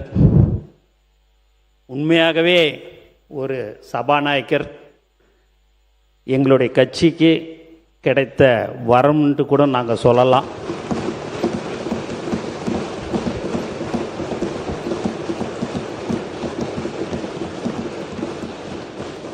அவர் ஒரு தொகுதியை கேட்டார். அண்ணா முடியாதுண்ணே அப்படின்ன. இல்லைண்ணா எனக்கு அதுதானே ஓணுன்னாரு. இல்லைண்ணா கோச்சிக்காதீங்கண்ணே, மாவட்ட செயலாளர் அங்கே 30 வருஷமாக இருக்கிறாப்புலண்ணே, தயவுசெய்து அந்த தொகுதியை விட்டுருண்ணே அப்படின்னு. நேராக தலைவர்கிட்ட போய், இல்லைங்க நான் தேர்தலில் நான் நிற்கலை, எனக்கு அந்த தொகுதி இல்லைன்ற மாதிரி கேள்விப்பட்டேன் அப்படின்ட்டு. அப்போ தலைவர் சொன்னார், இல்லை நீங்கள் இருக்கணும், நீங்கள் வேறு எந்த தொகுதியை கேட்குறீங்களோ அதை நீங்கள் எடுத்துக்கங்க அப்படின்னார். இல்லை நான் என்னுடைய மகனுக்கு நீங்கள் கொடுத்துருங்க, நான் நிற்கலை அப்படின்னாரு. தலைவர் அப்படி இல்லை, 30 வருஷமாக என்னையே நம்பி சைக்கிளில் போய் போஸ்டர் ஒட்டி கொடி கட்டி இன்னைய வரைக்கும் எனக்கோசம் அவன் இத்தனை வருடமாக இருந்திருக்கிறான். அவனை எக்காரணத்தை கொண்டும் ஒரு சாதாரண தொண்டனை நான் விடமாட்டேன்னு அதே போல் நீங்களும் எனக்கு வேண்டும், அதற்காக நீங்கள் நின்னே ஆக வேண்டும் என்று சொன்னார். அவர் ஒரு தொகுதியில் வேறு தொகுதியில் நின்னார், அண்ணன் ஜெயிச்சார். இன்னைக்கு ஒரு சபாநாயகராக பார்க்கறதுக்கே ஒரு அம்சமாக, ஒரு அழகாக அவருடைய பேச்சு, அவருடைய இப்போ நான்லாம் பேசும்போது பார்த்தீங்க அப்படின்னா பேப்பரை கொடுத்து படிக்க சொன்னீங்கன்னா அப்படியே 2-3 வார்த்தை எதாவது ஸ்லிப் ஆகும். அதை நான் அப்படியே அவர் வாயே, எங்கள் அண்ணன் வாயை பார்த்துன்னு இருப்பேன். அவ்வளோ அழகாக திருத்தமாக ஒரு வார்த்தையும் அவ்வளோ அழகாக பேசக்கூடிய ஒரு சபாநாயகர் எங்களுக்கு கிடச்சிருக்கிறாரு. இந்த நேரத்தில் எங்களுடைய தலைவர் தளபதி அவருக்கு எங்கள் சபாநாயகரை அவர் ஆக்கியதற்கு இந்த நேரத்தில் நான் மனமார்ந்த வாழ்த்துக்களையும் நான் நன்றியும் தெரிவிச்சுக்கிறேன். அதுக்கு அடுத்தபடியாக ஃபைனான்ஸ் மினிஸ்டர் அவர் நீங்கள் பார்த்தீங்கன்னா வரும்போது முடியெல்லாம் இப்படி வச்சுக்கின்னு வந்தார். வந்தவுடனே ஆஃபீஸுக்கு வந்த உடனே, அண்ணா இப்படிலாம் வச்சுக்கூடாதுண்ணே, நீ தேர்தலில் நிற்கணுன்னா அந்த முடியெல்லாம் கட் பண்ணிடணுண்ணே. அப்படியே நீ மேலே கீழே பார்த்தாரு. சரி, ஃபஸ்ட்டு அனுபவம் சரின்னு சொல்லி போயிட்டு அடுத்து ஒரு வாரம் கழித்து பார்க்கும்போது பார்த்திங்கன்னா முடிகிடியெல்லாம் கட் பண்ணின்னு கரெக்டாக வந்தார். கண்டிப்பாக நீ எம்எல்ஏ ஆகிடுவேன்னு. ஏன் இதெல்லாம் சொல்கிறோன்னா, இப்படி தான் இருக்கணும், இப்படி தான் போகணுன்றது எங்கள் கட்சியில் நாங்கள் இருந்தோம். எங்கள் தலைவர் அப்படி தான் எங்களை வழி நடத்தினார். அப்போ அவர் ஃபைனான்ஸ் மினிஸ்டராக இருக்கும்போது அவர் எப்படி பட்ஜெட் உரையை தாக்கல் பண்ணுவார் இப்படின்ற ஒரு பயம் பதட்டம்லாம் இருந்தது. உண்மையாகவே மிக சிறப்பாக தெல்ல தெளிவாக அவர் அந்த பட்ஜெட்டை தாக்கல் பண்ணார். அவருக்கும் எங்கள் தலைவர் சார்பாகவும் தளபதி அவருக்கு இந்த நேரத்தில் நான் நன்றியை தெரிவிச்சுக்கிறேன். அதுக்கு அடுத்தபடியாக விவசாயத்துறை அமைச்சர் அவர் நீங்கள் பார்த்தீங்கன்னா இளைஞர், அவர் பட்ஜெட்டு எப்படி இருக்குமோ ஏதுன்ற அந்த ஒரு பயம் பதட்டம்லாம் இருந்தது. அவரும் மிக சிறப்பாக அந்த பட்ஜெட்டை தாக்கல் செய்தார். ஏன்னா நீங்கள் எல்லாருமே சொல்லலாம், ஒரு சில பேர் தான் இங்கே பழைய அமைச்சர் சட்டமன்ற உறுப்பினர்கள். உங்களுக்கு எல்லாருக்கும் என்னடா இது இவனுங்க எல்லாம் சின்ன பசங்க, இவனுங்க எப்படி இருப்பானுங்களேன்னுட்டுன்னு. இப்போ மக்கள் பேசிக்கிற ஒரு விஷயம், உண்மையாகவே எல்லாருமே மந்திரியும் சரி சட்டமன்ற உறுப்பினரும் சரி தமிழக வெற்றிக்கழகம்லாம் ரொம்ப சூப்பராக பேசுகிறாங்க, நல்லா பண்ணுறாங்கன்றது தான் எல்லாரோடைய கருத்தும். எங்கள் செங்கோட்டை அண்ணன் வந்தார், போய் பார்த்தேன். முதல்ல பார்க்கும்போது அப்படியே சரி என்னடா இது ஒரு சீனியர் மோஸ்ட்டு வராரு அப்படின்னு நினச்சேன். வந்தார், தலைவருக்கு ரொம்ப பிடிக்கும், நல்லா இதை மாதிரி அப்படின்னோடனே சரி அவருடைய தொகுதி கடந்த 10 தடவை ஒரு 9 தடவை ஜெயிச்சிட்டார், அதனால் அவர் கண்டிப்பாக அந்த இடத்துல நின்று ஜெயிக்க போகிறார். ஆனால் அவர் கேட்ட ஒரே ஒரு விஷயம் தலைவர்கிட்ட, எனக்கு நீங்கள் எந்த தொகுதியை கொடுக்குறீங்க, நான் நின்ன தொகுதியே கொடுப்பீங்களா அப்படின்னு கேட்டார். என்னண்ணே நீங்கள் இது மாதிரி ஒரு கொடுப்பீங்களான்னு கேட்குறீங்க, அது உங்கள் தொகுதி தான். இல்லை நீங்கள் ஒரு தலைவர், நீங்கள் எந்த தொகுதியை கொடுக்குறீங்களோ அந்த தொகுதியில தான் நான் நிற்பேன். அது நீங்கள் கோபிசெட்டிப்பாளையமாக இருந்தாலும் சரி வேறு எந்த தொகுதியாக இருந்தாலும் சரின்னார். ஏன்னா ஒரு 10 தடவை 9 தடவை எம்எல்ஏ இருந்தவர், அவருடைய அனுபவசாலி மந்திரியாக இருந்திருக்கிறாரு. அந்த பணிவு எப்படி இருக்குதுன்றதை நீங்கள் பார்க்கணுன்றதையும் நான் தெரிவிச்சுக்கிறேன். அந்த மாதிரி எங்கள் செங்கோட்டை என்னன்னும் கிடைச்சதில் மிக மிக சந்தோஷப்படுறேன். எங்கள் தலைவருக்கு இந்த நேரத்தில் அதுக்கும் நான் நன்றி சொல்கிறேன். எதுண்ணே தொடர்ந்து பேசிடுறேன். இன்னொரு 5 நிமிஷம் அப்படி. ஏன்னா இந்த சபையில் எல்லாமே தெரியணும், உங்களுக்கும் நாங்கள் யாருன்றது தெரியணுன்றதுக்கோசம் தான். நீங்கள் நிறைய தடவை நாங்கள் மீட்டிங்கில் பேசியிருப்போம், நீங்கள் அதெல்லாம் கேட்டிருப்பீங்க, அதெல்லாம் கரெக்டு தான். இருந்தாலும் இந்த நேரத்தில் நீங்கள் உங்கள் தலைவரை பற்றி சொல்லும்போது, உங்கள் வரலாறை பற்றி சொல்லும்போது, எங்களுடைய வரலாறு 2 வருஷம்தான். 2.5 வருஷம்தான். அந்த 2.5 வருஷத்து வரலாற நான் கொஞ்சம் சொல்லிக்கலான்றதுக்கோசம் தான் நான் சொல்கிறேன். அவர் ஆதவ அர்ஜுனா சகோதரர் எனக்கு கண்டிப்பாக ஓணும் அப்படின்னு சொல்லி நான் தலைவர் தளபதி கிட்ட கேட்டு அவர் எனக்கு கண்டிப்பாக நம்ம கட்சிக்கு தேவைன்னு சொல்லி கேட்டு வாங்கினேன். ஏன்னா உங்கள் கூட நிறைய நாள் நிறைய வருஷம் கூட இருந்தார். அவர் ஒரு புத்தகம் வெளியிட்டதுனால அவருக்கு வந்தது. அவரை விட்டாங்க, நாங்கள் இட்டுக்கணும்.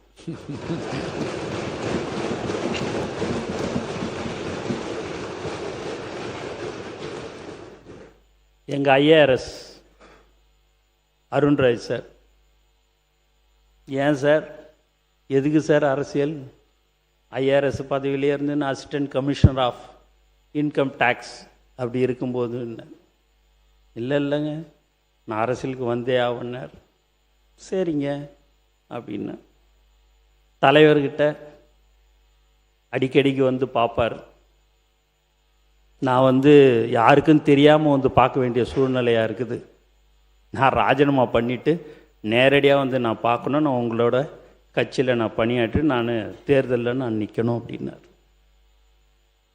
அவங்க மாமனார் மாமியார் எல்லாருமே உன்னை ஐஆர்எஸ்க்கு தான் நான் பொண்ணு கொடுத்தேன், அரசியலுக்கு நீ போவேன்னு தெரிஞ்சால் நான் கண்டிப்பாக உனக்கு பொண்ணே கொடுத்துருக்க மாட்டேன்ல நிலைமையெல்லாம் அவருக்கு வந்துச்சு. ஆனால் தலைவர் ஒன்று தான் சொன்னார், அந்த ஐஆர்எஸ் பதவியோட நீங்கள் நம்மளுடைய கட்சியில் ஒரு நல்ல இடத்துக்கு நல்ல பதவிக்கு வருவீங்க, பயப்படாமல் தேர்தலில் நில்லுங்க, ரிசைன் பண்ணிட்டு வாங்கன்னு சொல்லக்கூடிய ஒரு தலைவர் தான் எங்கள் தலைவர் தளபதி.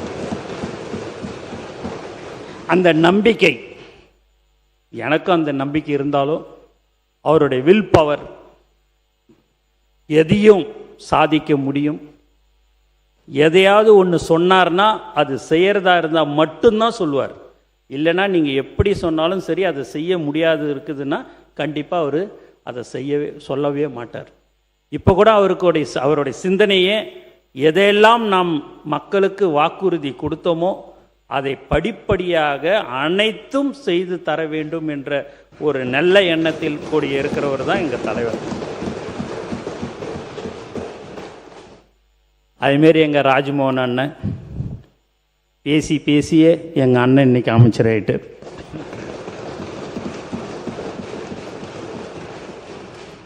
எல்லாரும் பார்க்குறாங்க கூட்டணி கட்சியில் இருக்கிறவர், என்னடா இது என்னை பற்றி எதுவுமே சொல்லலையான்னுட்டுன்னு. அதெல்லாம் விஸ்வநாத அண்ணனும் சரி, நானாவும் சரி, டூரிசம் மினிஸ்டரும் சரி, விசிகேலேருந்து இருக்கிற அண்ணனும் சரி, எல்லாமே எங்களுக்கு உண்மையாகவே எங்கள் தலைவருக்கு ஒரு உண்மையானவர்கள் எல்லோரும் எங்களுடன் இருக்கிறார்கள் என்பதை இந்த நேரத்தில் தெரிவிச்சுக்கிறோம். அவர் வெங்கட் சார் ரொம்ப காலமாக ட்ரெஷரராக நம்ம எங்களுடைய தலைவரோடு இருந்தார். இன்றைக்கி அவருக்கும் இன்றைக்கி சீட்டு கொடுத்து இன்றைக்கி ஒரு சட்டமன்ற உறுப்பினராக இருக்கிறாரு. இங்கே இருக்கிற பின்னாடி அமைச்சர்கள் எல்லாருமே நீங்கள் பார்த்தீங்கன்னா எல்லாருமே ரசிகர் மன்றத்திலேருந்து தான் நாங்கள் எல்லாமே வந்தோம். ரசிகர் மன்றத்துலேருந்து நற்பணி மன்றம் எல்லாமே 28-29 வருஷமாக இருந்தோம். அதனால தான் நான் சொன்னேன், ஒருத்தவங்களை கூட யாருமே இப்படியும் இழுக்க முடியாது அப்படியும் இழுக்க முடியாது. எந்த இடம்னு பார்த்தா தலைவர் தளபதின்றது மட்டும் அவர் கூடயே தான் வாழ்நாள் முழுவதும் சாகும் வரை தலைவர் தளபதி கூட தான் நாங்கள் எல்லோரும் இருப்போம்.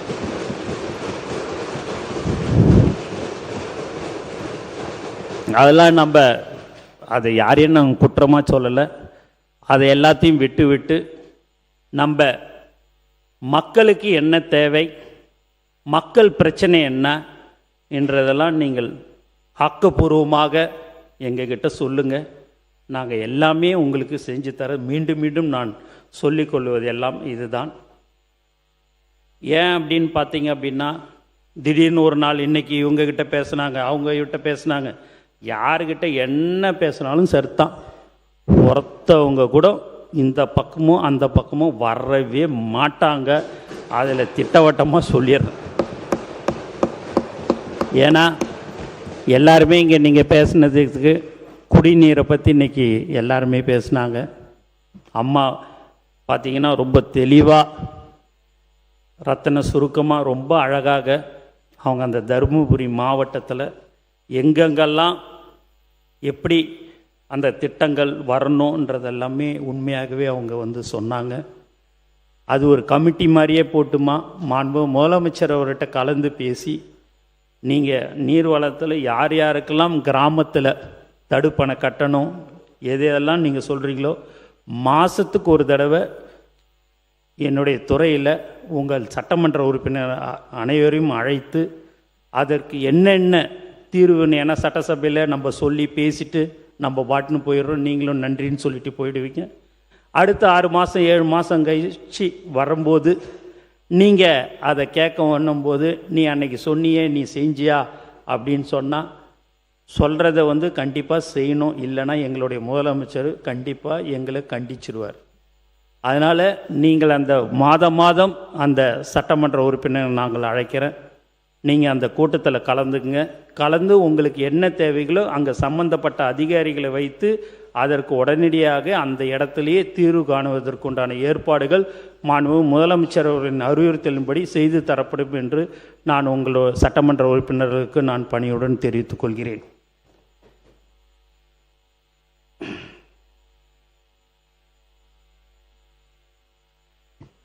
மேலும்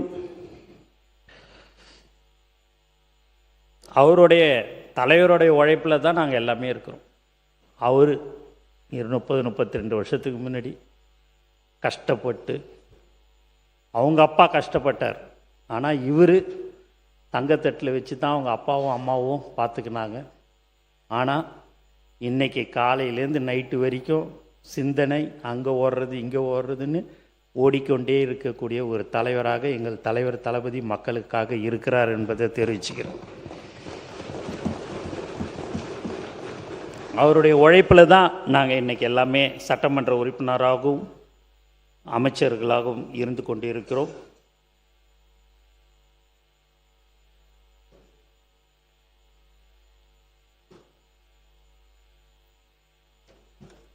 அதனால் இந்த மாதிரியான ஒரு வாய்ப்பை சபாநாயகர் எனக்கு கொடுத்தாரு. சரி ஏதாவது சொல்லி பெல் அடிப்பாரான்னு பார்த்தேன்.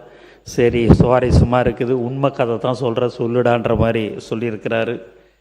அதுமாரி என்னுடைய முன்னாள் அமைச்சர் ஜனாப் சிஎம் அஷ்ரஃப், என்னுடைய அமலோற்பு மேல்நிலைப்பள்ளி முதல்வர் எனக்கு வாத்தியார் எஸ்ஏ லூர்சாமி மற்றும் ஜான் சார், விஷ்ணு சார், எல்லாருமே அவங்களுக்கெல்லாம் நான் கடமைப்பட்டிருக்கிறேன். எல்லாத்தோட என்னைய நான் ஒரு சாதாரண ஒரு ஆளை இன்றைக்கி ஒரு அமைச்சராக இன்றைக்கி அமைத்திருக்கிறாரு. மீண்டும் மீண்டும் எத்தனை ஜென்மம் எடுத்தாலும் தலைவரோடு நான் எப்படியாவது இருப்பதற்கு என்ன வழியோ அதுதான் எத்தனை ஜென்மம் எடுத்தாலும் கடவுள்கிட்ட கேட்டுக்கிறது. அவர் எங்களுக்கு கடவுள் கொடுத்த வரம் எங்கள் தலைவர் முதலமைச்சர். வாழ்க்கையில் மறக்கவே கூடாது. இந்த மாதிரியான ஒரு நல்ல மனிதர், அமைதியானவர், எந்த ஒரு விஷயத்தை சொன்னாலும் ரொம்ப அழகாக கேட்டுக்கின்னு அது செய்யக்கூடிய ஒரு நல்ல மனிதர் எனக்கு இந்த வாய்ப்பை கொடுத்துருக்கிறாரு. அதனால் நாங்கள் யாரும் மீண்டும் ஒரு முறை நாங்கள் சொல்லிக்கொள்ள ஆசைப்படுகிறோம்.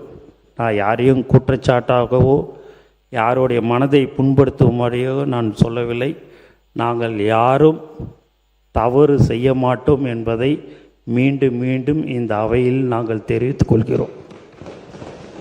எங்கள் முதலமைச்சர் எங்களை அப்படித்தான் வழிநடத்தியிருக்கிறார் என்பதை தெரிவித்துக்கொண்டு, எனக்கு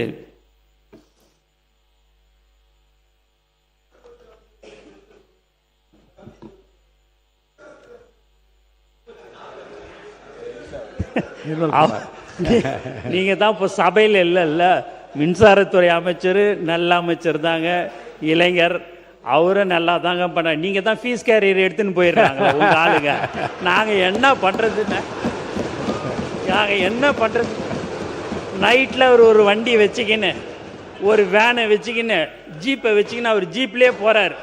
போனால் நைட்டு ஏன் கரண்ட் இல்லைன்னு உட்காருங்க சார், நீங்க உட்காருங்க.